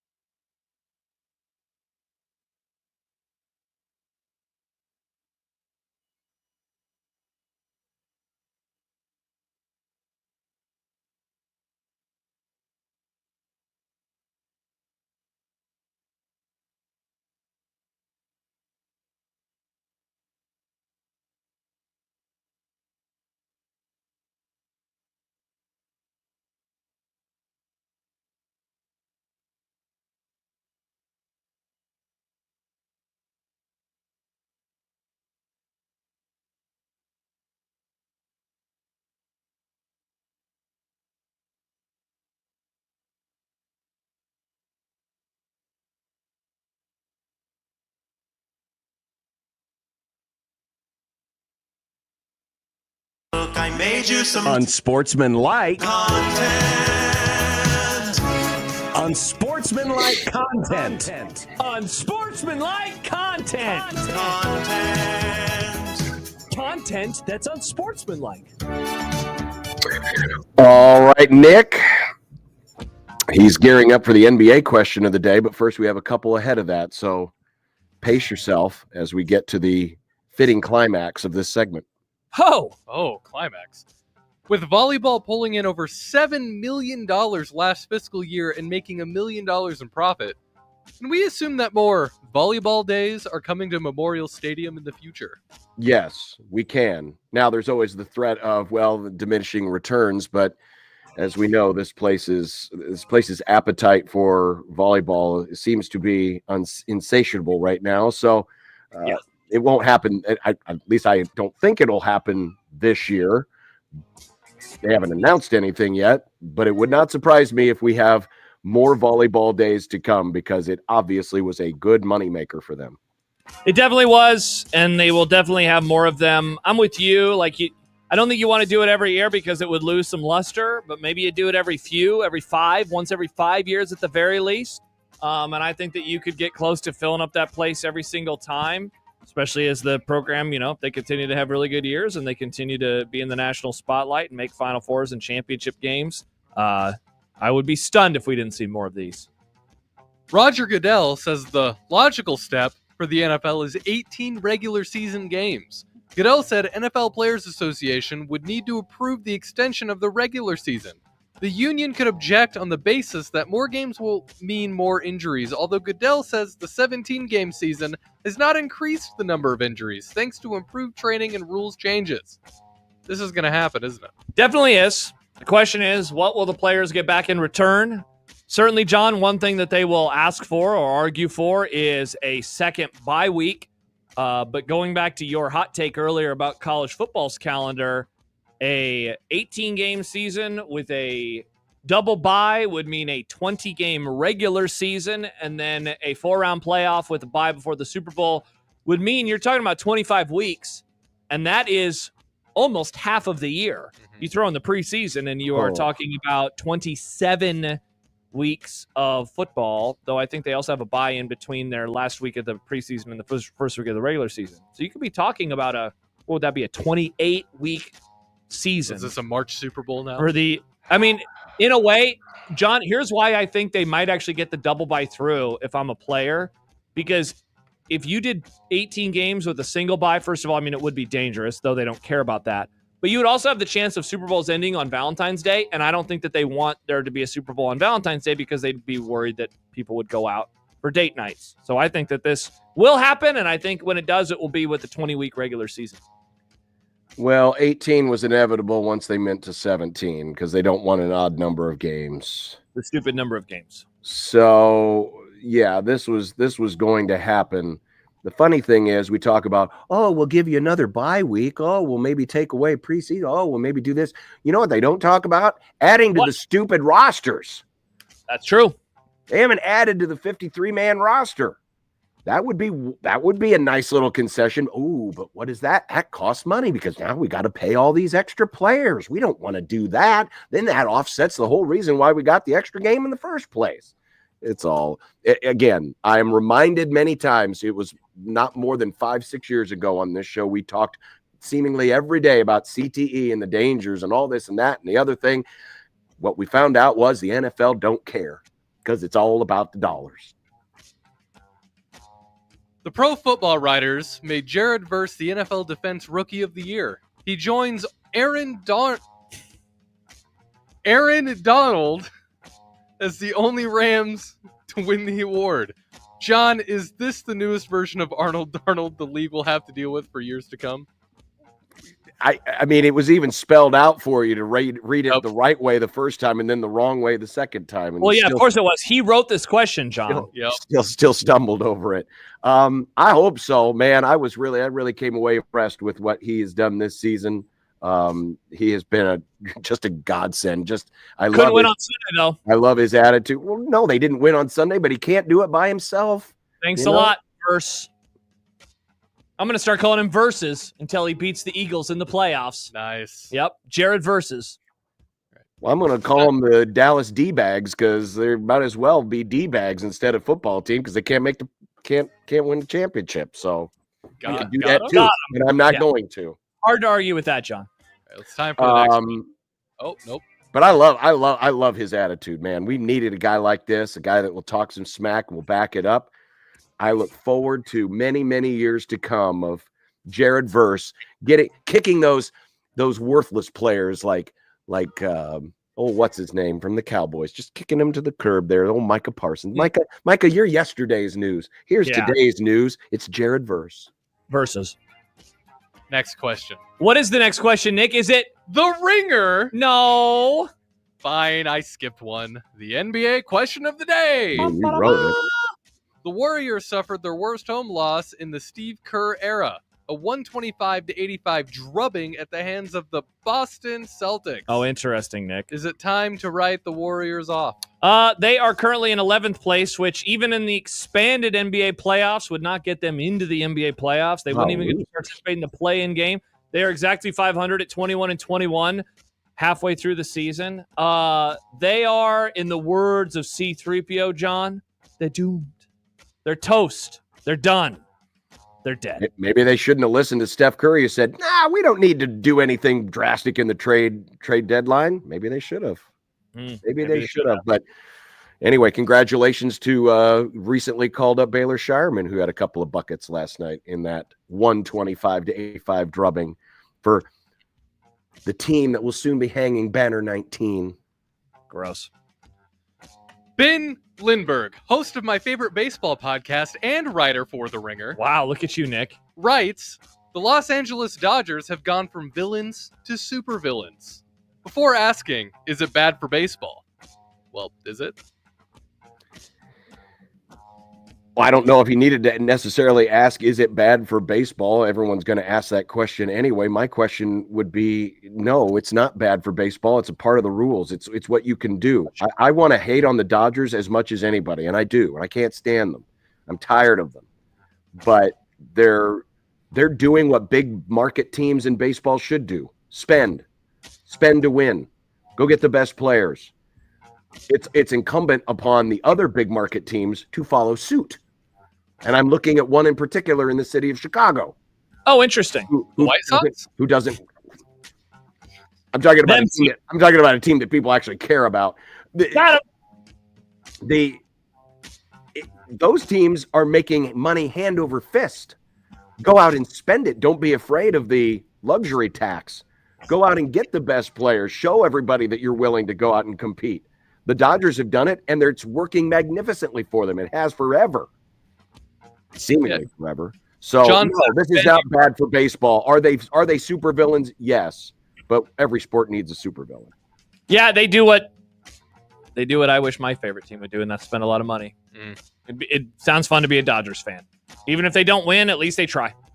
They have enough people in their pitching staff to have just two really good teams with really good bullpens. Pretty cool. Greg Norman says he'd like to sit down with Tiger Woods and Rory McIlroy to debate how Live Golf has benefited the sport and enriched many fellow superstar golfers.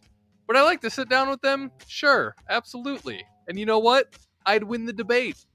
Would he? Probably not. Also, what is it? They're just chatting? They're just hanging out.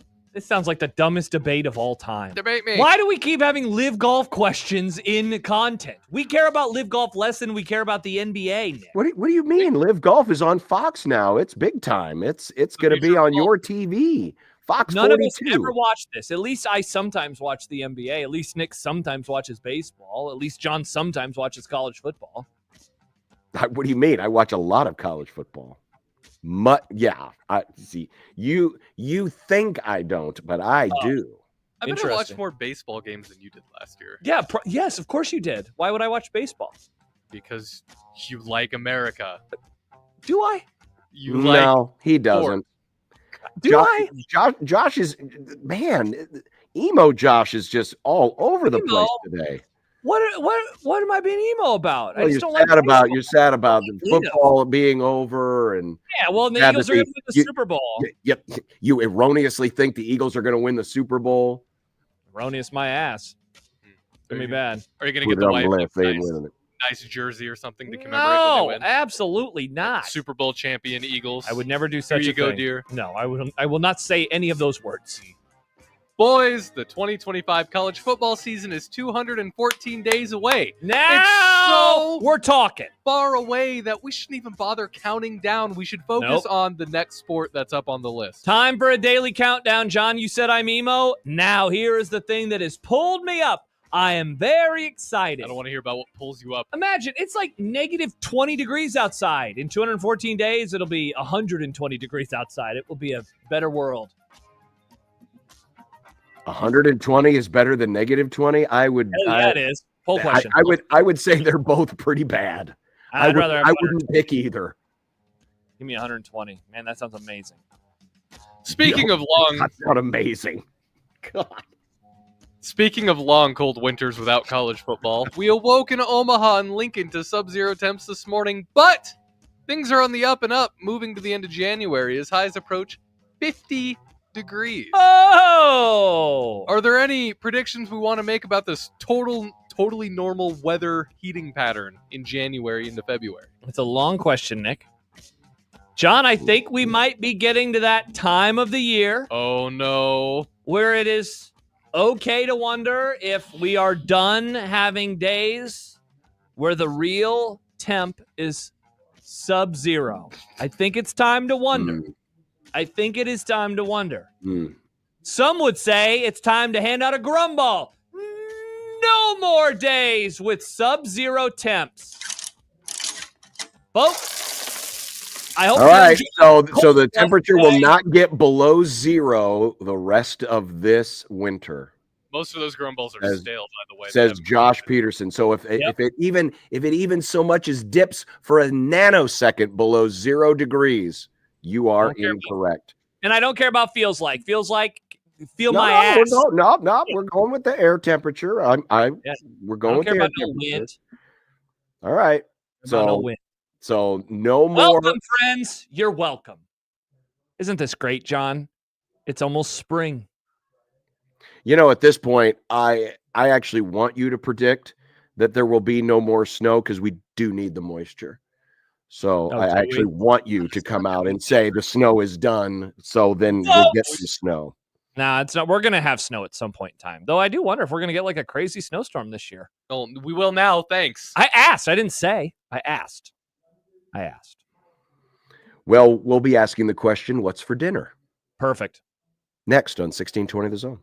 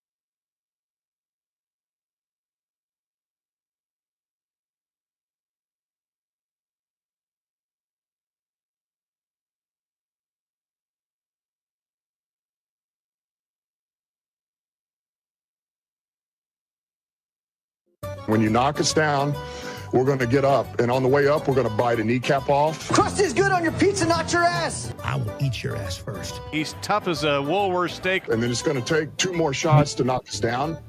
All right, and on the way up, we're going to take your other kneecap. I'm ready to hang out. I'm chop them up. You know what? I'm ready. My daughters aren't starting that. And then it's going to take 3 shots to knock us down. And when we do, we're going to take another hunk out of you. Cliff, what are you going to take away your play basketball in college? Going on to eat. Beef noodles. It's kind of a cheesy noodle sauce with beef and some green beans and maybe a salad. Cheesy noodle sauce. That kind of sounds like Jack Mitchell's It's meat and cheese in a bowl in the microwave last night. Yeah, I mean it's kind of like Alfredo sauce, but I don't think it's Alfredo sauce. It's got some kind of cheese in it, but it's beef and noodles with a cheesy sauce. Nice. And hopefully, well, you can't go to bed early tonight, can you? You got basketball to watch. No. Rest those vocal cords, John. I don't know. I'm house sitting for my parents, so I forgot to look in their fridge this morning to see what they had. So I might have to send them a text and say, hey, what do you have for food? Nice. And if not, I do have to stop by my place tonight to let Mr. Banks out. So it may be a quick meal there with something. Mm-hmm. So I don't know. It's a tough look for your boy tonight. Last night I got hibachi from a Japanese place that's near the house. How's that? Very good. Yeah? You get the whiskey? No. No. I asked for my steak rare, though. First time I've ever done that. How's that? Nice. I think I'm a rare guy now. Look at you, Nick. I don't know about tonight. Don't know about tonight. I did have the wings last night. They were tremendous. Nice. Wings and tots. Tots and wings. Oh, yeah. That was a great night. Speaking of tots, there's some tots behind John's head right now. Am I right? Hey, look at them John tots. Look at those big old tots. Ceiling tots. They're just light fixtures, folks. You don't have to get perverted. Oh, we're sure you bought them for a reason, John. Nice. Actually, they came with the house. I never did change them out. Oh, okay. I don't know if I don't want to change those out. No, I don't know, not you really. told me. Honestly, I don't use those lights very often. Too bright? Yeah. You should change them out. Maybe get my some lamp. softer I have my light. lamp here. I have the lamp, my reading lamp over there. You know, I just Reading usually. lamp. So many I lights. So many. It's electricity. Whoa. Thanks, Ben Franklin. That's right. Right? Or was it Thomas Jefferson? It was Ben Franklin. Ben Franklin, but also Thomas Edison. Thomas Edison. Yes. Well, Edison invented the light bulb. Yeah, you invented the light bulb, Nick. I was just talking about It electricity. was like 100 years after. Yeah, the- Remember the key on the kite. Yeah. But we use the electricity for John's boob bulbs. That's true. We Light definitely boobs. do. Speaking of boob bulbs, Mike Schaefer on the show tomorrow. That's right. Mitch Holtis And on the show tomorrow. Mitch Holtis on the show tomorrow. He's going to be on one, man. He's Well, going to be. probably will. They're another win away from another Super Bowl. That's right. They are. Well, stay tuned. Our coverage of Creighton basketball starts next. Bye. See you tomorrow. Bye.